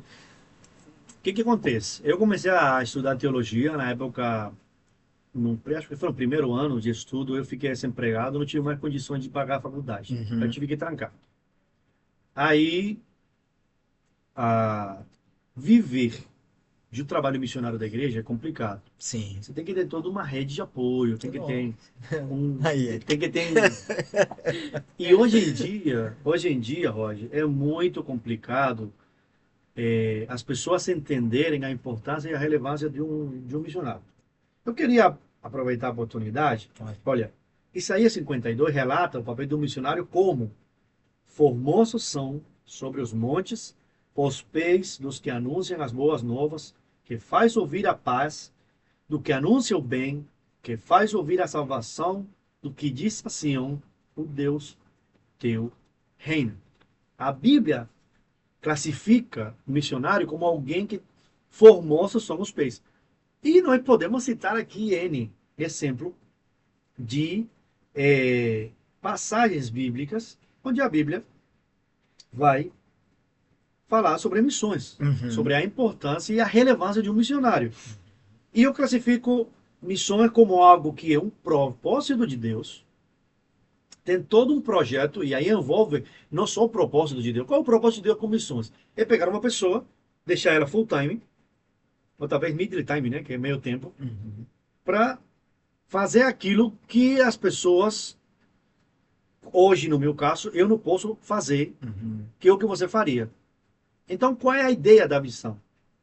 Da missão? É um propósito de Deus. Isso está no coração de Deus, né? Missão está no coração de Deus. É um propósito de Deus. Deus quer aquilo. Agora, tem um projeto por trás disso. Sim. Porque tu tem. A gente se alimenta espiritualmente da Bíblia, mas fisicamente a gente se alimenta de arroz, feijão, carne, legume, frutas, bebe água, bebe um refrigerante. A gente veste roupa. A gente não se veste mais com folhas de árvore, com pele de camelo. Você está entendendo? Então, nesse projeto, envolve uma atividade financeira. Isso é real. Envolve um custo. Então, assim, tem pessoa que fala assim, não tem um chamado. Mas você pode ajudar com missões. Adota um missionário. Poxa, mas se eu ganho pouco, o que eu posso dar é um pacote de arroz. Meu caro, deixa eu te falar uma coisa. Eu não sei se você já teve que contar moeda para comprar um pacote de arroz. Mas eu já tive que contar moedas para comprar um pacote de arroz. E aí você fala assim, não, eu ganho pouco. Eu não faço missões Eu não tenho esse dom, meu dom, sei lá, meu dom é selar pela igreja, ser o selador, meu dom é o meu ministério é intercessão. Ajuda o missionário, cara, de alguma forma, contribua de alguma forma, sabe? Quanto que eu posso, você acha que é pouco, 10 reais, 15 reais, não vou falar de valores aqui, mas contribua. Sabe por quê? Porque quando você contribui com o missionário, você está ajudando a ganhar uma vida. Você tá ajudando a alcançar uma vida. É propósito de Deus. Tem um projeto por trás disso daí. Tem um cara aqui, um pai de família, que tem filho, que tem esposa, que ele está só por conta. Não vejam o missionário. Eu vou falar uma coisa para vocês, pela minha experiência. Não vejam o missionário como um cara que é folgado. Porque eu vou ser sincero para você. Eu consegui galgar no secular profissionalmente, área profissional, eu me formei em Cuba na minha adolescência, eu me formei na área de usinagem, essa parte industrial. Mas eu saí logo e fui para a igreja, me dediquei para a igreja. Dos meus 15 anos até meus 28 anos, eu vivi só do evangelho. Eu fiz só missões, preguei. Não vejo o missionário como um cara que é folgado, que não quer trabalhar. Muito pelo contrário. Porque a estabilidade que hoje eu estou entrando numa empresa multinacional muito forte no mercado. A estabilidade financeira que eu tenho hoje, trabalhando onde eu trabalho, não teria jamais com um missionário. Porque o missionário, meu amigo, tu não tem nada fixo, tu não tem nada garantido. Não. Eu sei que todo mês meu salário vai cair na conta, eu sei que todo mês o cartão de alimentação tá aí, eu sei que todo mês meu plano de saúde tá aí, mas o missionário não. O missionário não conta com nada, meu amigo. Verdade, O missionário conta com o que sair do coração de alguém. verdade. Tem esse projeto. Eu falo assim, hoje, como trabalhador, eu tenho uma vida financeira, não sou rico. Eu não sou rico. Mas assim, estou bem mais tranquilo do que quando eu dependi de missões. Se bem que eu fui muito agraciado, tá, Roger? Eu me lembro, uma vez eu vim na Boa Sorte pregar, era o pastor Alci. O pastor Alci levantou uma oferta que deu R$ 1.113, eu acho. 1.114, 1.115. Isso aqui não deu mais ou menos essa faixa aí, do 1.100 e alguma coisa. Eu fiquei feliz, eu vibrei, porque foi a maior oferta que eu já recebi. Eu fui em Brasília pregar na igreja metodista da acho que era Asa Azul, o pastor Misael Lemos, um grande amigo, estou mandando um abraço para ele. Foi também muito bom, ele me deu um passeio por Brasília. Pegou um amigo que eu tenho lá em Brasília, o Pedro Fábio, vai com ele, Pedro me mostrou Brasília, então eu fui muito agraciado, sabe? E eu tive um pastor que me ajudou muito aqui no Brasil, que o cara foi um paizão para mim. Não somente um pai, um irmão, um mentor, um pastor. É uma pessoa que tem um grande apreço, um grande carinho, o pastor Carlos Eduardo. Ele está, acho que no Catete hoje, acho que ele é o pastor lá no Catete, ele é superintendente lá da Paraíba, na Metodista na Paraíba. Na época ele era pastor da Voldag, e na Voldag inúmeros irmãos me acolheram, que eu mandei um abraço para os irmãos da Voldag. A Volta Grande também foram duas igrejas que me acolheram. Então, assim, a igreja da Voldag semeou muito em mim, porque eu recebi uma ajuda de custo que me dava para viver, pelo menos para minhas necessidades, e eu recebi as ofertas quando eu pregava nessa igreja.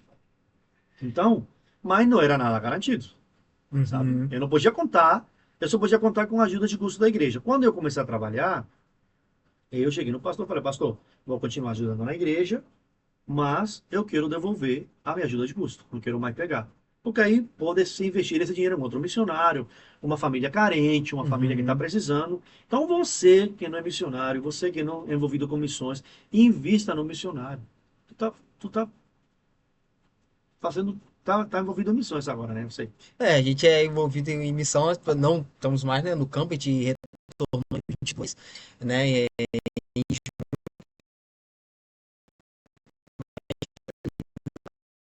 Agora tu e a gente, como líder de adolescente, tá bacana, tu a tá gente onde? realiza aqui com o pastor Hernando Roselândia. Não, sei lá. A gente realiza assim, né? Nani é um parceirão, né? Abraço. Homem de Entendeu? Deus. Aí a gente realiza, né, culto, né, às vezes assim, né, de missões, né, relacionado, tal. Inclusive, eu acho que é agora mês de maio, se eu não me engano, tem a oferta, né, missionária, né, que o Missionário, é. pessoal A Igreja envia. Metodista. Isso, que a igreja metodista, né, tem. Então a gente tá ali, né, sempre incentivando, né, tem as nossas redes sociais também, né, que a gente Sim, fala, né, tem até um projeto, projeto, né, é. nosso, né, Érica, fala um pouquinho desse O projeto que a projeto gente é tem aí, né? da agência, né, que a gente criou lá no sertão mesmo para ajudar missionários que estão no campo. O nome é Ide aos Continentes e a gente a gente procura, na verdade, né, patrocinadores para ajudá-los no campo missionário, porque a gente percebeu estando no campo missionário que a maior dificuldade, uma delas, né, é essa questão financeira. que às vezes precisa de sei lá, R$ 10 para comprar um negócio, aí a gente tem que ficar pedindo para a igreja, sendo que a igreja já ajudou no valor, assim, mensal, né? Então, assim, a gente foi muito ajudado, né, pelas nossas igrejas, mas no básico, só que algumas coisas, assim, os detalhes que a gente precisava, às vezes, recorrer aos nossos pais, né, aos nossos familiares, porque não tinha. Então, a gente via essa necessidade de ajudar e a gente tem até o Instagram, né, da agência, e é a agência aí de Os Continentes, e a gente tá sempre procurando, né, patrocinadores para estar ajudando essas pessoas que estão no campo. A gente conhece alguns missionários que precisam e eles também entram em contato com a gente. A gente só pede mesmo que pessoas compartilhem esse Instagram para a gente conseguir ajudar mais missionários, né? Que é o propósito dessa missão. Seria bom você compartilhar, divulgar mais esse projeto, porque teve uma vez, eu me lembro de uma moça lá da Valdai que ela fez Jocum. É Jocum, Uhum. que ela É. faz Jocum, né? Uhum. Aí ela falou que ela passou até dificuldade uma vez com questão de higiene pessoal, cara. Shampoo, Sim. essas coisas. Exato. E eu sei como eu sei o que se Sim. passa, mano. Eu sei Nossa, o que meu se Deus do passa. céu. Eu passei muita dificuldade aí fora aí, e que me ajudou foi a igreja. Sim. Os 3P da missão, né? Propósito de Deus, projeto de Deus e paixão do cristão. Tem pessoa que fala assim, eu vou fazer missões e vai pela aventura. Não vai que é fria, né? É Nem verdade. fica, né? Não vai que é fria. Volta antes da Eu hora. me lembro que quando eu estava fazendo o Instituto de Missões, porque lá em Cuba, para tu chegar nesse nível aí de pastor missionário, bom, uns 3 anos de estudo. O pastor falou assim, não, hoje vamos ter prática à noite. Aí jogaram nós lá. Cara, ele jogou nós lá numa comunidade que só tinha pessoa de religião do candomblé. Aí ele chamou os caras do candomblé para nós fazer um culto com eles. Para nós aprender a conviver com eles, né? Questão de cultura, né? Exatamente. E eu já tinha frequentado anteriormente, né? Antes de ser cristão. Aí a pessoa, não vou na igreja porque eu sou do candomblé. Eu falei, não, mas é bom você ir, porque não é um negócio forte hoje, espiritual, que é quase, sabe, vai liberar as coisas ruins do corpo. Eu tive que falar na linguagem, né? Sim. Respeitando todas as religiões, né? Uhum. Claro. Mas a gente queria também falar de Jesus para ele, né?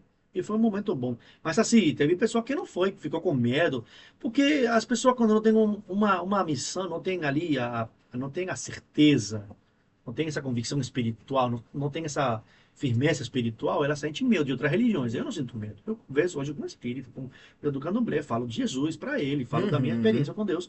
E eu vejo que às vezes a pessoa está numa outra religião, mas a pessoa é boa, sabe? Não é que a religião é ruim, nós temos nosso ponto de vista Uhum. enquanto isso. E eu tomo muito cuidado quando falo em rede social sobre outras religiões, né?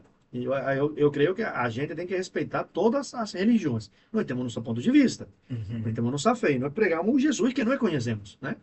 Então, assim, a pessoa está ali, tá porque quer uma melhoria para sua vida espiritual, né? E demais. Mas, enfim, por que eu falo de propósito, de projeto, de paixão? Falo porque isso é algo de Deus. Agora, no meu caso, chegou um momento que para mim ficou muito difícil ficar só por conta dessa Sim. parte de missões. Eu não tinha um patrocinador, não tinha um investimento, e eu comecei a correr atrás de melhoria, né? Melhorar a coisa para minha família, porque passei apertado. Eu trabalhei na CSN, que era uma empresa grande, boa, uma atraso pagamento, tinha um cartão de alimentação, plano de saúde muito bom, graças a Deus a Betina nasceu usufruindo desse plano, foi muito Uhum. bom, mas muito suficiente para mim viver. Estava passando dificuldade, fazendo Uber, me arriscando. Uber é uma atividade extremamente arriscada. Você entra em tudo quanto é lugar, lida com tudo quanto é pessoas. Às vezes andei com pessoas no carro que uma semana depois aparecia a foto dele lá na televisão, procurado por não sei o quê, não sei o quê. Então, É você difícil, você difícil. ficava muito, muito exposto. Sim. E aí eu recebi uma proposta de trabalho para ir para o Mato Grosso, numa multinacional, na área de mineração. Eu fui, já fui com. Foi um crescimento profissional para mim, financeiramente foi bom, fiquei um ano por lá. Aí eu recebi uma proposta aqui no Rio, eu voltei, mas estava começando a ficar difícil para mim, porque eram 2 horas para ir, 2 horas para voltar.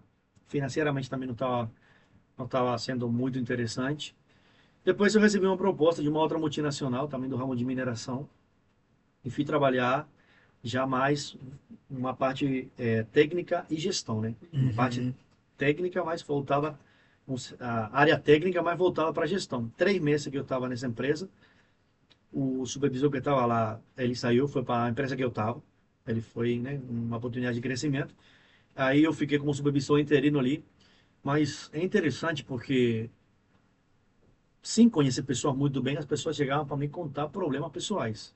Problema no casamento, problema na vida pessoal. E ali eu tinha a oportunidade de falar de Jesus para eles. Então, sempre na minha vida, ainda que eu estou agora assim, trabalhando 100% nessa área industrial, sempre tive a oportunidade de falar de Jesus para pessoas, de conversar com as pessoas. E é um negócio engraçado, porque eu acho que a gente sai um pouco da parte ministerial, mas o ministério não sai da gente. Verdade. É isso.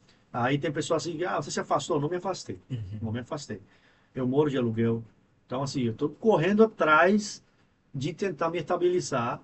E eu não duvido que, no momento oportuno, o Senhor abra uma porta para mim, para eu poder.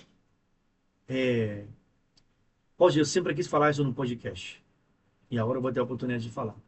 Eu não duvido que, no momento oportuno, o Senhor abra uma porta para mim, para eu poder me dedicar, talvez exclusivamente para o reino.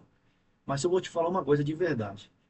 Eu já fui pastor lá, pastor missionário aqui no Brasil, fiz mais a trabalho de missões, né? Ajudei muito na Voldag como missionário, também na Volta Grande. Eu admiro muito os pastores, porque eu vou te explicar como que funciona. Eu andei com nomes renomados do mundo cristão.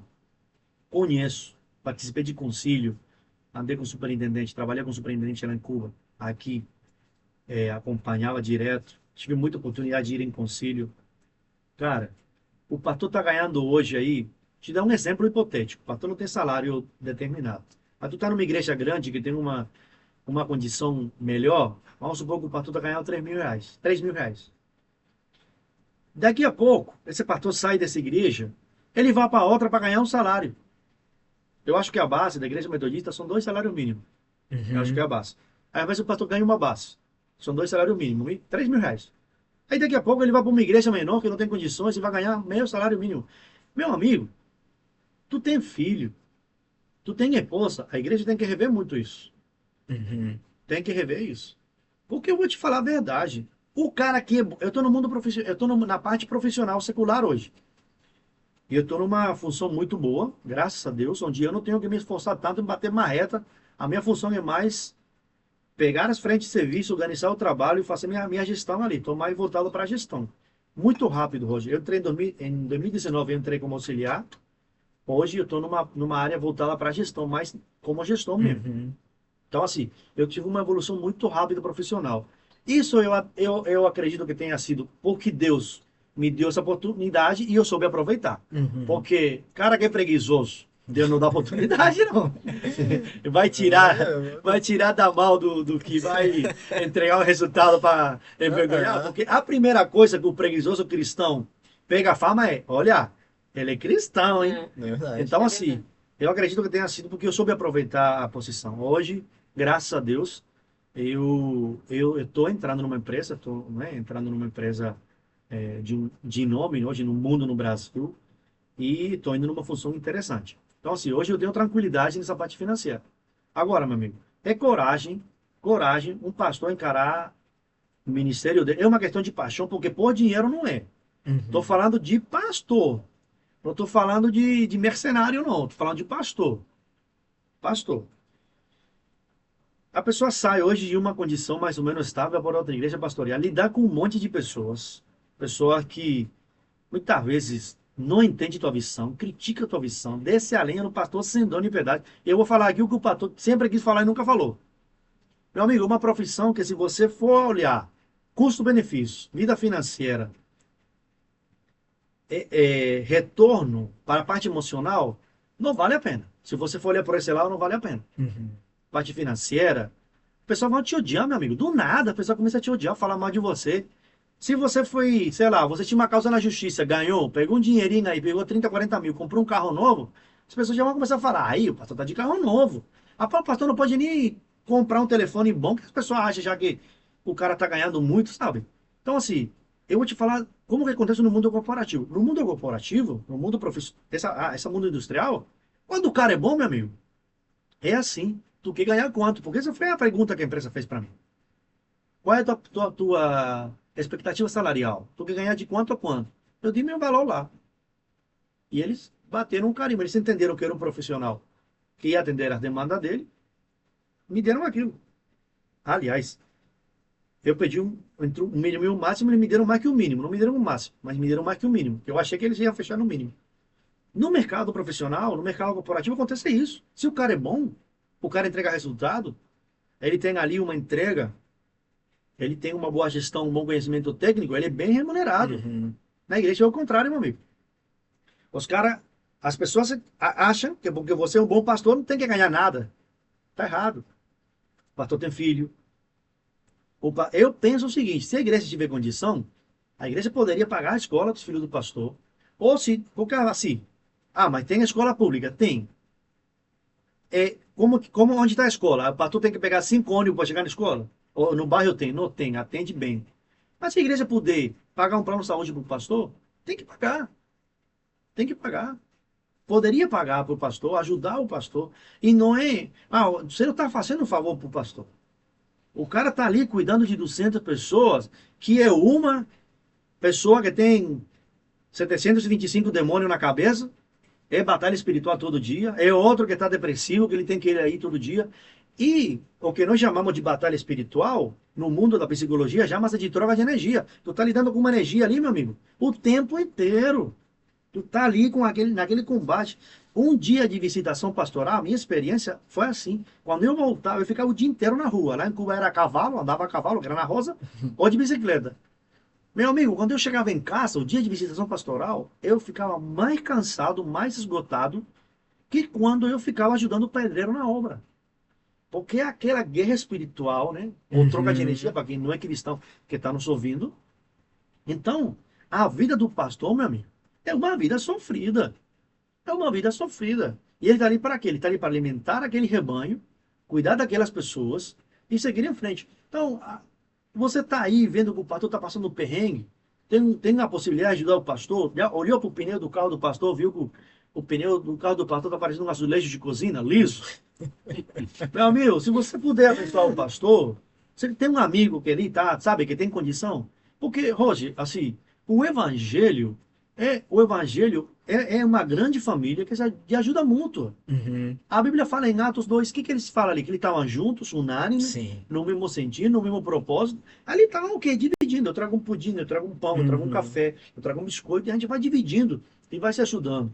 Agora, hoje em dia, é engraçado, né? Porque eu já vi pessoas falando mal de pastor, que o pastor ganha X, que o pastor ganha Y, aí sai de uma igreja que tem toda uma história, que tem toda uma tradição, vai para uma igreja neopentecostal, esse movimento mais New Gospel, né? Uhum.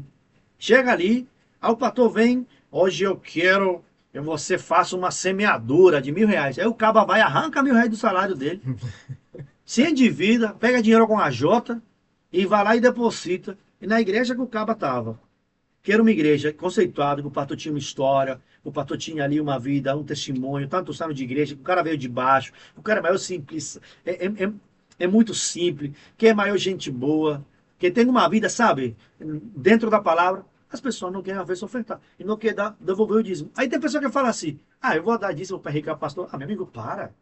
Pastor é rico em igreja independente. Pastor em igreja tradicional não é rica. Tu sabe a história dos pastores ricos e pastores pobres?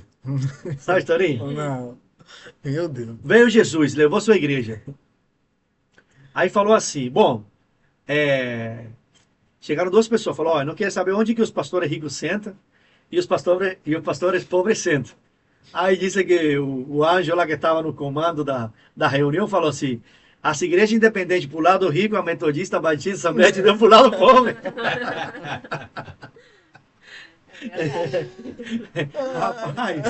Rapaz, o pastor metodista, eu tiro o chapéu pro meu amigo metodista. Rapaz, uma vez um pastor falou assim para mim, Pérez, a igreja quer me dar um carro, mas eu não quero aceitar, porque eu sei que vai dar problema. A igreja queria comprar um carro pro pastor. Aí eu falei, rapaz, no mundo corporativo, o gerente chega, o gerente da empresa que eu trabalhava, não posso dar muito detalhe, porque estou de confidencialidade, mas ele usava um relógio de quê? Uns sei lá, aquele Apple West, o último lançamento, que mede até a emoção. Se tu tá triste, eu de falar assim, você tá triste por quê? Carro do homem de 300 mil reais. Usava roupa da Adidas, Nike, assim, ele andava de fada, né? Mas na rua tu via ele. O tênis que o caba corria era tênis de 1.200, aquele tênis da ASICS, última geração, de mola de não sei o quê, da mola de gel trazida do Egito, aqueles trem bem sofisticado, morava em hotel, sabe? Os caras bem pagam, bem remunerados, porque o cara é um diretor, é um gerente que está entregando o resultado. E na igreja não pode ser diferente. Ah, mas nós não viemos aqui fazer patrimônio, nós não fizemos aqui fazer riqueza. Meu amigo, eu não estou falando de guardar dinheiro. Eu estou falando do seguinte, a casa que o pastor mora é boa. Porque tem pessoa que acha que o pastor tem que morar numa caverna. Eu disse que eu estou falando aqui o que todo pastor quis falar, mas nunca teve coragem de falar. O missionário, o cara que está ali na obra de Deus. Outra coisa que eu vejo, pessoa que está envolvida na igreja, que é só um obreiro. O cara está trabalhando, mas é obreiro na igreja. Trabalha no secular, mas é obreiro na igreja. Está ali dando um duro danado. Aí a pessoa você vê que o cara está passando um sufoco, uma condição. Cara, você sabe quantas vezes? Uma vez, quando eu cheguei no Brasil, eu tinha que pagar um documento da Polícia Federal que era R$ 70. Eu não tinha o dinheiro. Eu não tinha o dinheiro. Eu estava preocupado, pensativo, triste. O pastor da igreja chegou, rapaz. O pastor Carlos Eduardo. Eu desci lembrar disso. Chegou para mim. O Senhor tocou no meu coração. Te dei essa oferta aqui. Me deu R$ 100. Rapaz, eu numa fome da desgrão, aquele dia. E os irmãos iam sair para lanchar. Toda vez que eu ia para lanchar, os irmãos da igreja me abençoaram. A igreja da Vontade, cara, ó. Amo você de todo meu coração. E os irmãos sempre pagavam para mim. Mas eu já estava com vergonha. Falei, pô, não dá esse negócio não. Ficar pagado para mim. O missionário morto de fome e esse que veio de curva. Aí eu saí, lanchei, ainda sobrou dinheiro para mim comprar pagar o documento que eu precisava. E vou contar outro testemunho aqui para encerrar aqui essa minha fala. Uma vez eu fui na Ilha São João e fizeram um apelo para missões. É um congresso de missões da Assembleia de Deus. Nossa, esse congresso é uma benção que eles realizam, gente. Congresso ali. Nossa, meu Deus do céu. Depois começaram a... Era tão bom que os importadores não conseguiram nem mais esconder ali. A flor que não era flor foi pra cadeia. O negócio ali, Só Jesus na causa. mas era bom porque era um evento que marcava a Volta Redonda, Sim, né? nossa, Fica ainda, né? Ah. Mas abraço para o senhor da Assembleia de Deus, tem um grande amigo lá, pessoal do bem. Aí o pastor fez um pedido de oferta lá e eu só tinha cartão de crédito, eu já tava liso, né? Eu tinha mais centavo no bolso. Eu falei, pô, mas poderia ser no crédito, né? Para eu poder ofertar. E tem pessoa que acha isso errado e não acha, porque o meio de pagamento, hoje em dia, a tecnologia, né? A igreja tem que abraçar. Aí eu fui, rapaz, eu passei um cartão lá, eu não me lembro, passei 2 ofertas. Aí beleza, no domingo eu fui pregar numa igreja. Eu cheguei lá, um irmão chegou para mim e falou assim, Deus tocou no meu coração, eu vou te abençoar. Aí ele, isso foi no sábado que eu ofertei na Ilha São João, no domingo eu preguei numa igreja, o irmão chegou e me abençoou. Meu amigo, ele me deu 2 vezes o que eu ofertei. Diga aí. 2 vezes o que eu ofertei. Então eu te falo, quem oferta, não faça como um negócio, de um investimento que eu vou semear e depois vou colher o dobro. Não faça isso. Mas faça de coração, porque Deus nunca é vergonha, o Senhor nunca deixa cair por terra. Verdade. Quando eu estava nessa empresa, no Mato Grosso, eu fiz uma oração a Deus, eu pedi para Deus me abençoar, porque eu queria uma classificação.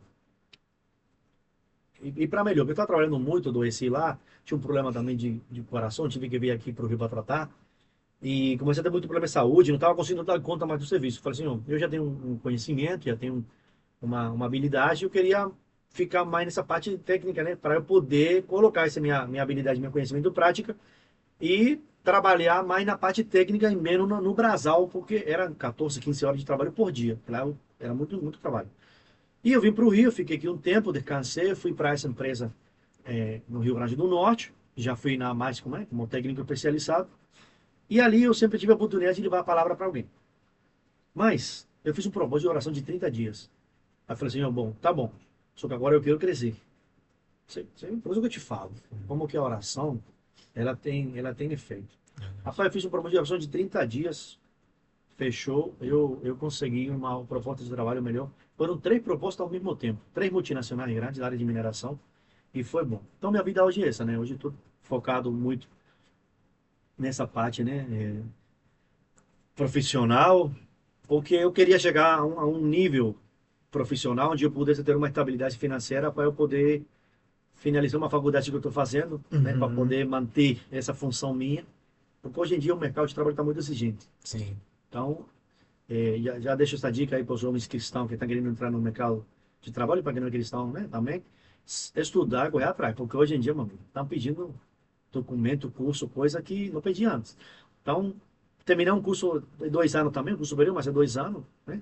E aí, eu acredito que futuramente eu consiga terminar a teologia, ou talvez trabalhar em algum projeto voltado para missões, ou apoiar alguém, né? Uhum. Quero ser um colaborador do teu projeto, eu não Ah, sabe é mais benção, que benção. quero dentro né, da minha condição, é colaborar e abençoar e também divulgar um pouco esse projeto aí. E aí eu recebi bom essa proposta aí, uma empresa muito boa, que é a Vale, né?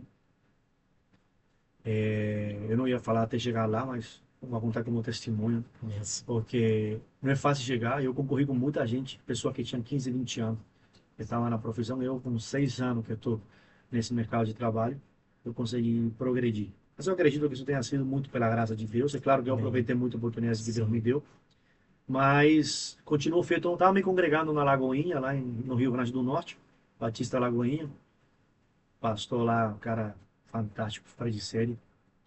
Acho que o pastor é Mateus o nome dele. Eu sempre confundo com Filipe ou Mateus, mas eu acho que é Mateus. E, bom, quando eu estou aqui em Barra Mansa, eu vou na Central. Aí vamos ver no futuro próximo aí se vai ter metodista lá para onde eu vou estar. E não, sempre eu procuro uma igreja, né, conceituada aí. Quando eu falo conceituada, eu falo que prega a palavra, que não é uma igreja de mercenário, né? Porque tem muitas igrejas, eu não estou dizendo, vou ressaltar isso aí, que os ministérios independentes são ruins. Não, pelo contrário. Conheço muitos ministérios independentes que são uma benção, transformando a vida, pregam o evangelho de fato. Mas também tem algumas igrejas por aí que só pensam São empresas. arrancar a lata da ovelha, né? Só quer a lata Uhum. da ovelha, não quer, Verdade. não quer a vida.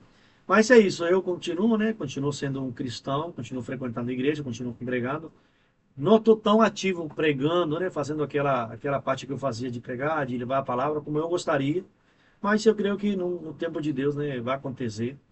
É, minha esposa também está estudando, fazendo faculdade, então tem 2 crianças, estudo, colégio. Então a gente está tentando dar uma condiçãozinha de vida razoável para a criança. Aí alguma pessoa pode falar assim, Pedro, mas você é o mais importante, você esqueceu. Olha, é, não é que eu esqueci, eu vejo que é o mais importante salvação e família, Isso é é o real. mais importante. Então, assim, eu gostaria de ter talvez uma condição onde eu pudesse me dedicar 100%, porque meu coração é apaixonado por isso. É algo que, às vezes, eu vejo as pregações, os cultos, eu boto uns louvores no carro, eu começo a falar em língua no carro, começo a ministrar para mim mesmo. É algo que está em mim, é algo que está no meu DNA. Mas eu acredito que o Senhor vai me dar essa oportunidade. Agora eu estou focado, né, então, construir ali alguma coisa para poder ter uma estabilidade com a família. E, eu espero que você aí que está nos assistindo possa ser um colaborador de missionário. O projeto do Roger e da Érica é uma benção. Então, assim, vai para dentro, fortalece a obra de Deus aí. Vamos, né? Que Poder... não é só de pão viver o homem, mas Nossa. de pão vive, hein? É verdade. Verdade, verdade. É algo que vem até mesmo, né, tocando os nossos corações sobre essa questão de missão e entender, assim, né, na íntegra mesmo, né, você como missionário, né, que saiu de uma realidade, né, saiu de todo um contexto, né, e tá aqui hoje. E eu acredito que o tempo também que, né, que você teve ali sua trajetória ali, né, dos 15, né, até os 28 anos, né, que você contou esse período aí que você esteve ali, tem pessoas que nem viveram isso, sabe? Esse full time mesmo, né, se entregando para a missão, né? E algo que a gente precisa também entender que pregar o evangelho não é você largar o famoso tudo e está ali pregando o evangelho. Não, não, agora eu vou lá para uma aldeia, entendeu? Lá na Amazônia, tudo, mas vou ficar lá porque agora eu vou pregar o evangelho. E é isso daqui que eu vou ver. Não porque a gente precisa entender essa questão, né, de família em si, porque você que tem, né, uma família, né, você precisa também cuidar dos seus, né, fazer a sua parte ali e cuidar dos seus. Porque eu lembro de uma ministração, pô, o rapaz aí falou assim, né, que um monge, né, ele resolveu só se dedicar à meditação dele, ao tempo dele ali num monte e se desligar de tudo, né?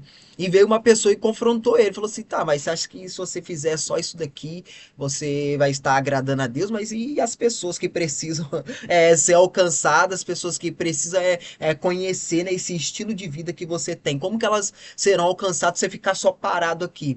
E eu creio que no meio, né, empresarial e tudo mais, no local de trabalho, tem pessoas que precisam escutar a respeito desse Jesus. Tem pessoas que precisam, né, ser alcançadas neste lugar. Porque se um adolescente ele não for para a escola porque ele está se dedicando só à missão, como que ele vai alcançar os alunos? Como que ele vai alcançar ali, os colegas deles? Como que ele vai alcançar, né, até mesmo a diretora, os professores? Então a gente precisa ter pessoas nesses locais, porque acredito eu que o contexto, né, político, ele tá do jeito que tá, que a gente vê, né, tipo assim, muita roubalheira, corrupção, tudo mais, mas porque não tem um evangélico lá? Porque não tem uma pessoa cristã. A gente vê uma empresa hoje, que é uma empresa conhecida mundialmente, aí você vê um escândalo nessa empresa. Ah, não tá pagando os seus impostos e tudo mais. Gente, desculpa aí, tá o som aí de fundo aí, mas é o meu filho. Sabe, você vê ali pessoas que estão negando ali, né, tudo mais. Mas será que tem um cristão ali para falar o que de fato precisa fazer? Sabe? Às vezes você vê os lares aí, né, sendo destruído, tudo mais, mas será que tem um cristão ali falando isso? Mas só que fica preso, né, numa questão só. Não, você precisa deixar tudo aqui e ir lá para a África e tal, que é a África que precisa ser alcançada. Mano, todos os lugares precisam ser alcançados. Né? Esse momento que a gente está tirando aqui agora é um momento a qual a pessoa que estiver olhando, né, no YouTube, no Facebook, até mesmo no Instagram, ela vai ser alcançada, porque a gente tirou o nosso tempo aqui, né, nessa parte aqui da noite e tudo mais, para estar falando a respeito de Jesus, trazer um pouquinho desse verdadeiro evangelho para as pessoas serem alcançadas. E isso é um papel, tipo assim, honroso, é gratificante, né? A gente vê a história de Billy Graham. Billy Graham, ele era conselheiro dos presidentes dos Estados Unidos. E isso é um papel muito importante, né? Hoje será que a gente tem um conselheiro de referência, né, com o nosso presidente da República, né? Hoje o atual, né, é o Lula, tudo mais. Será que a gente tem ali uma pessoa de referência para estar ajudando ele, para estar aconselhando nas tomadas de decisões? Hoje aqui, né, Barra Mansa, né? Será que a gente tem ali uma pessoa aconselhando, né, até mesmo, né, o Furlan e tudo mais, como prefeito? Mas só que a gente cobra algo que muitas das vezes a gente não faz como papel, como igreja. Porque você, Pérez, você foi alcançado ali no contexto, porque teve uma pessoa ali, né, no caso foi a babá, né, que era cristã e tudo mais, e falou para você a respeito do evangelho. Mas você vivia numa realidade ali que, tipo assim, que evangelho é esse? Será que esse Deus de fato, assim, existe? Que, Nenhum pô, missionário sabe? ia me alcançar com uma conversa Não de... ia. Assim, para mim, cara, eu penso que o missionário virou meio que uma função, né? A pessoa que vai ficar por conta daquilo. Mas todo cristão, o ID, aquela coisa do ID fazer discípulos das Uhum. nações, esse ID é de todo mundo. Sim. Então Isso o é real. princípio da missão é de todos. Isso é real. A função, o ministério, o chamado, pode ser que seja de alguns específicos. Uhum. Mas o princípio da missão ali é de todos. E falando sobre isso que tu falou, 1 de Timóteo, capítulo 5, versículo 8, tem um versículo que eu vou tentar traduzir do espanhol para o português. Diz assim: se alguém não cuida dos seus parentes, em especial dos de a sua própria família, negou a fé e é pior que um descrente. Na versão em espanhol diz assim: se alguém não prover para sua casa, em especial para sua família,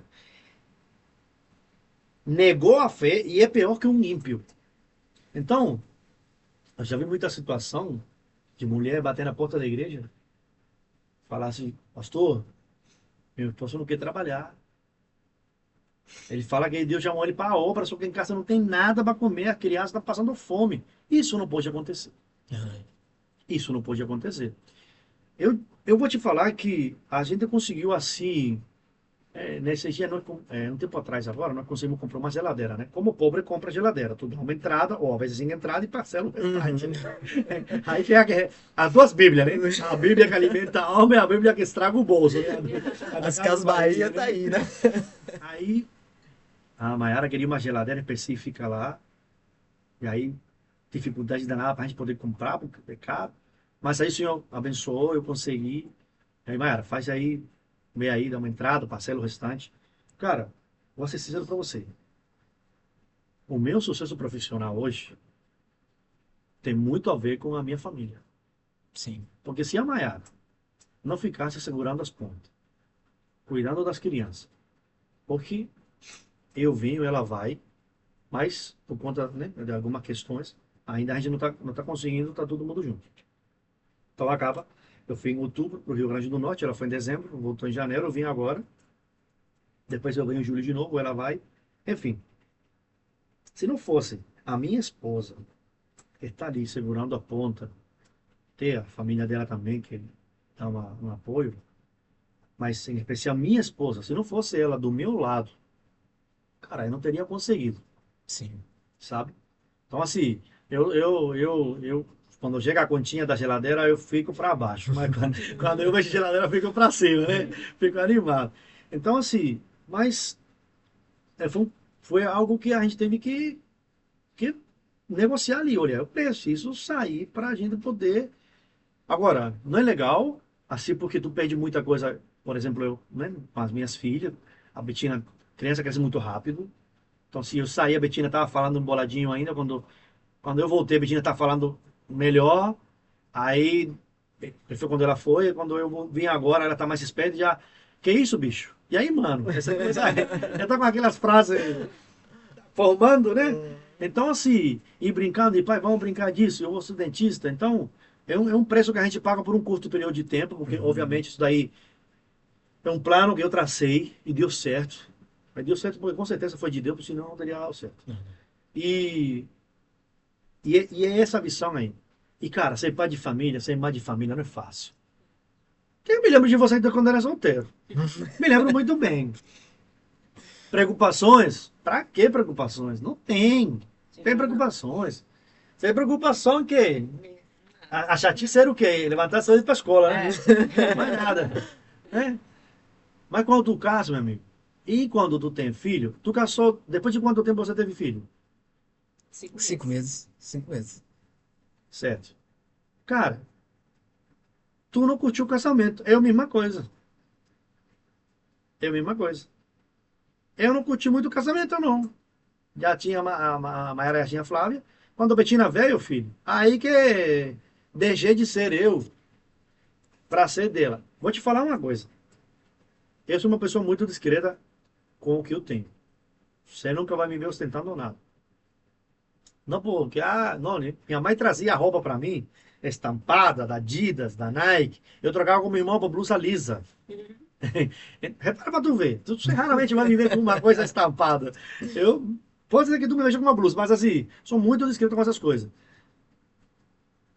Depois que eu tive filho, meu foco foi tanto nas crianças.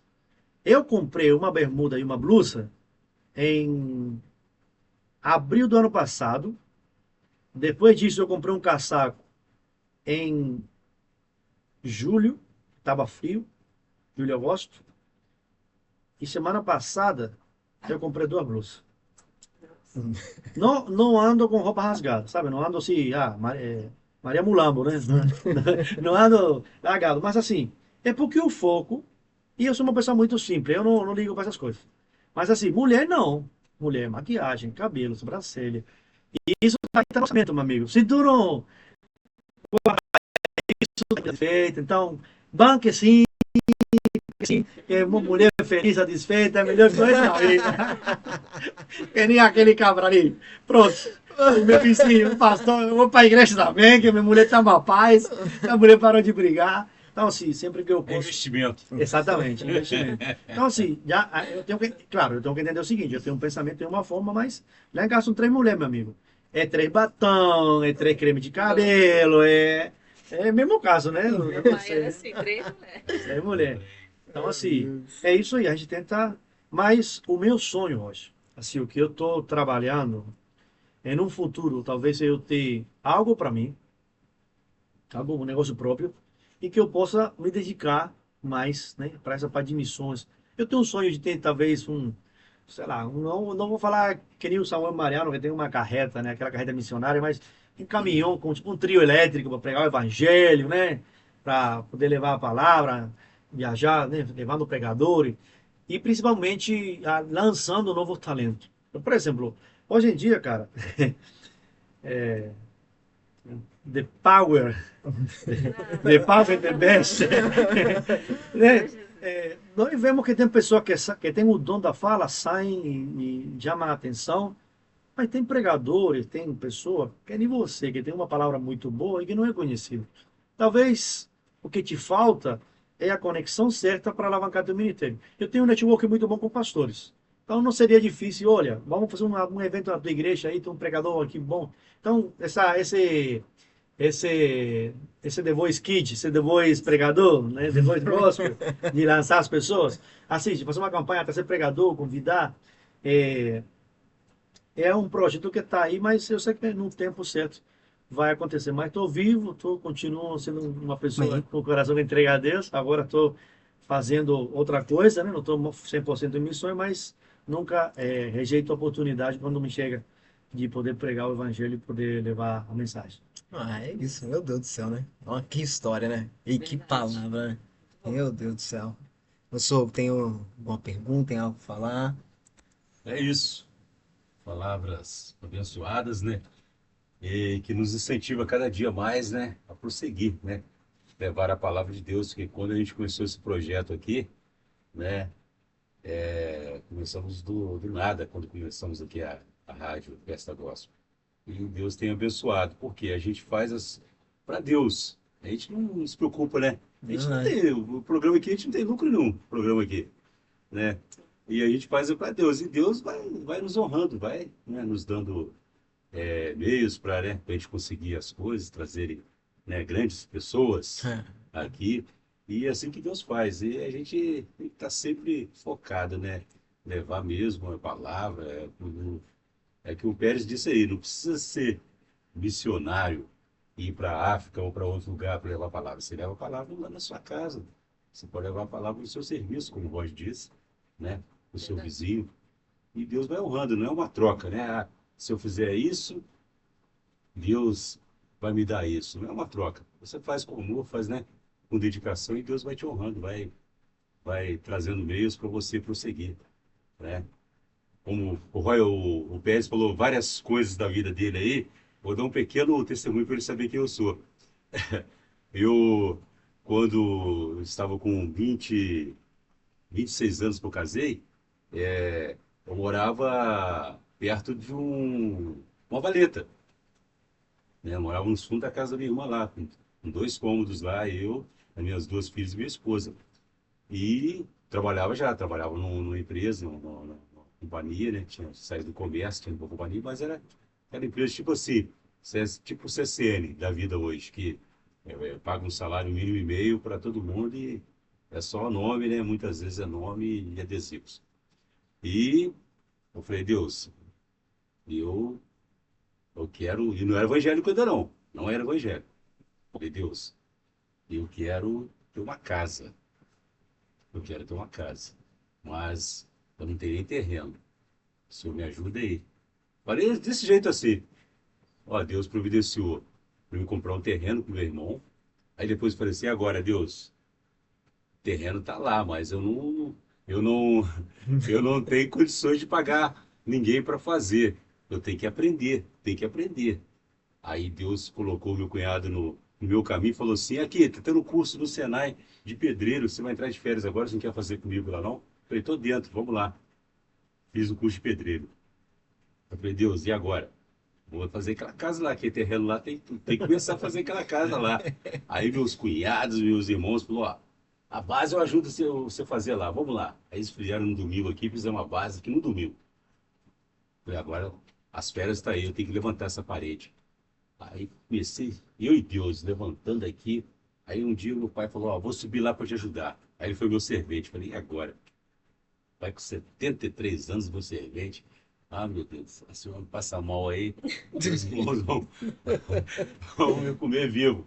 Mas aí Deus honra, né? Deus deu força aqui. Em um mês nós levantamos essa casa aqui, em um mês. Em um mês. Aí colocamos, no outro mês os parentes vieram, colocamos a laje. Aí até hoje tem pessoas que não acreditam que eu fiz. Falei, não, foi a graça de Deus, né? Porque Deus que capacitou. Porque, pô, nunca tinha feito casa, nunca tinha feito nada. E aí, tinha feito o curso de locução em 1993. Meu irmão morava no Paraná, em Curitiba, eu fui lá fazer o curso lá. Aí fiz vários testes em várias rádios aqui, nunca fui chamado, nunca fui chamado. Tem sempre aquela panelinha, nunca fui chamado. Aí eu falei, Deus, eu tenho vontade de trabalhar em rádio, mas não fui chamado. Aí fui trabalhar de graça na Rádio do Comércio, com um colega meu, fazia um programa lá e todos os sábados.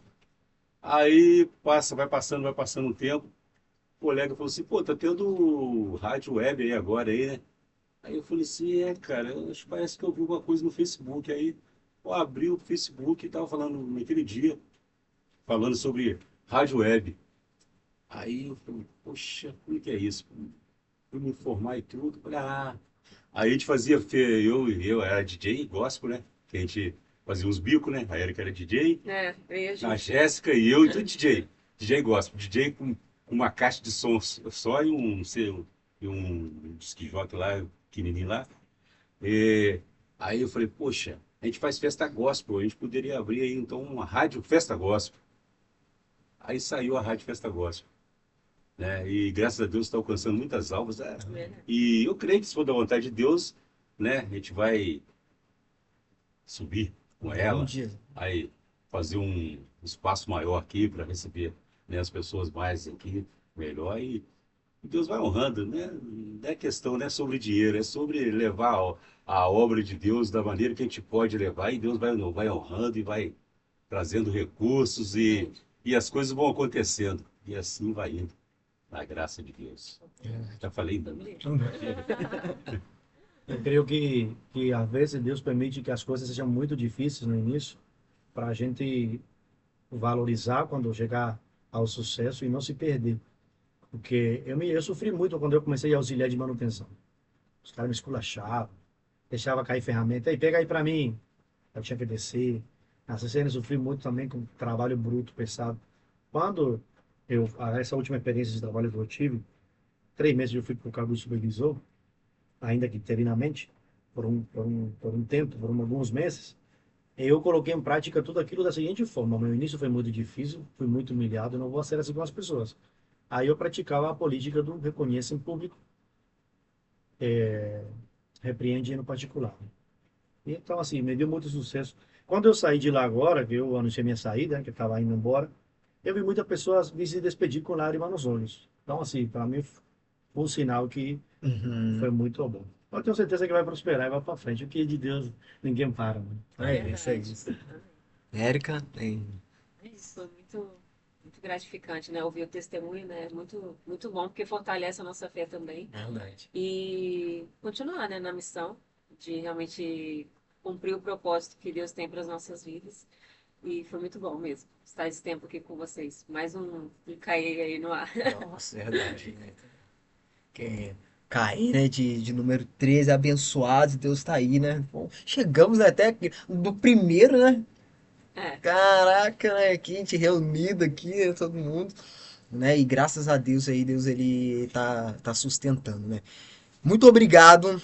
Agradeço a vida de cada um de vocês que permaneceram até aqui o final, tá? Não deixa de curtir, compartilhar, porque acredito eu que essa história, né, tudo que foi falado aqui, todo esse contexto, ele precisa ser transmitido para outras pessoas, né? E pessoas também serão impactadas, serão transformadas no nome de Jesus. Caê, né? Corpo, alma e espírito, e aqui a gente abordou aqui, né, esses 3 tópicos aí, né? E acredito eu que o Espírito Santo ainda vai continuar, né, falando aos corações. Amém? É isso, né? Vamos encerrar mais esse momento, né? Despedir aqui, né? Acredito eu que a gente vai ter uma próxima oportunidade aí, né? Uma parte 2, Pérez. Entendeu? É um até breve, a gente pode falar que é um até breve, tá? Mas Deus ele tá no controle de todas as coisas. Amém? amém. Amém? Amém. Podemos encerrar? É isso? Amém? Amém. Amém, né? Que Deus Gente. ele abençoe, né?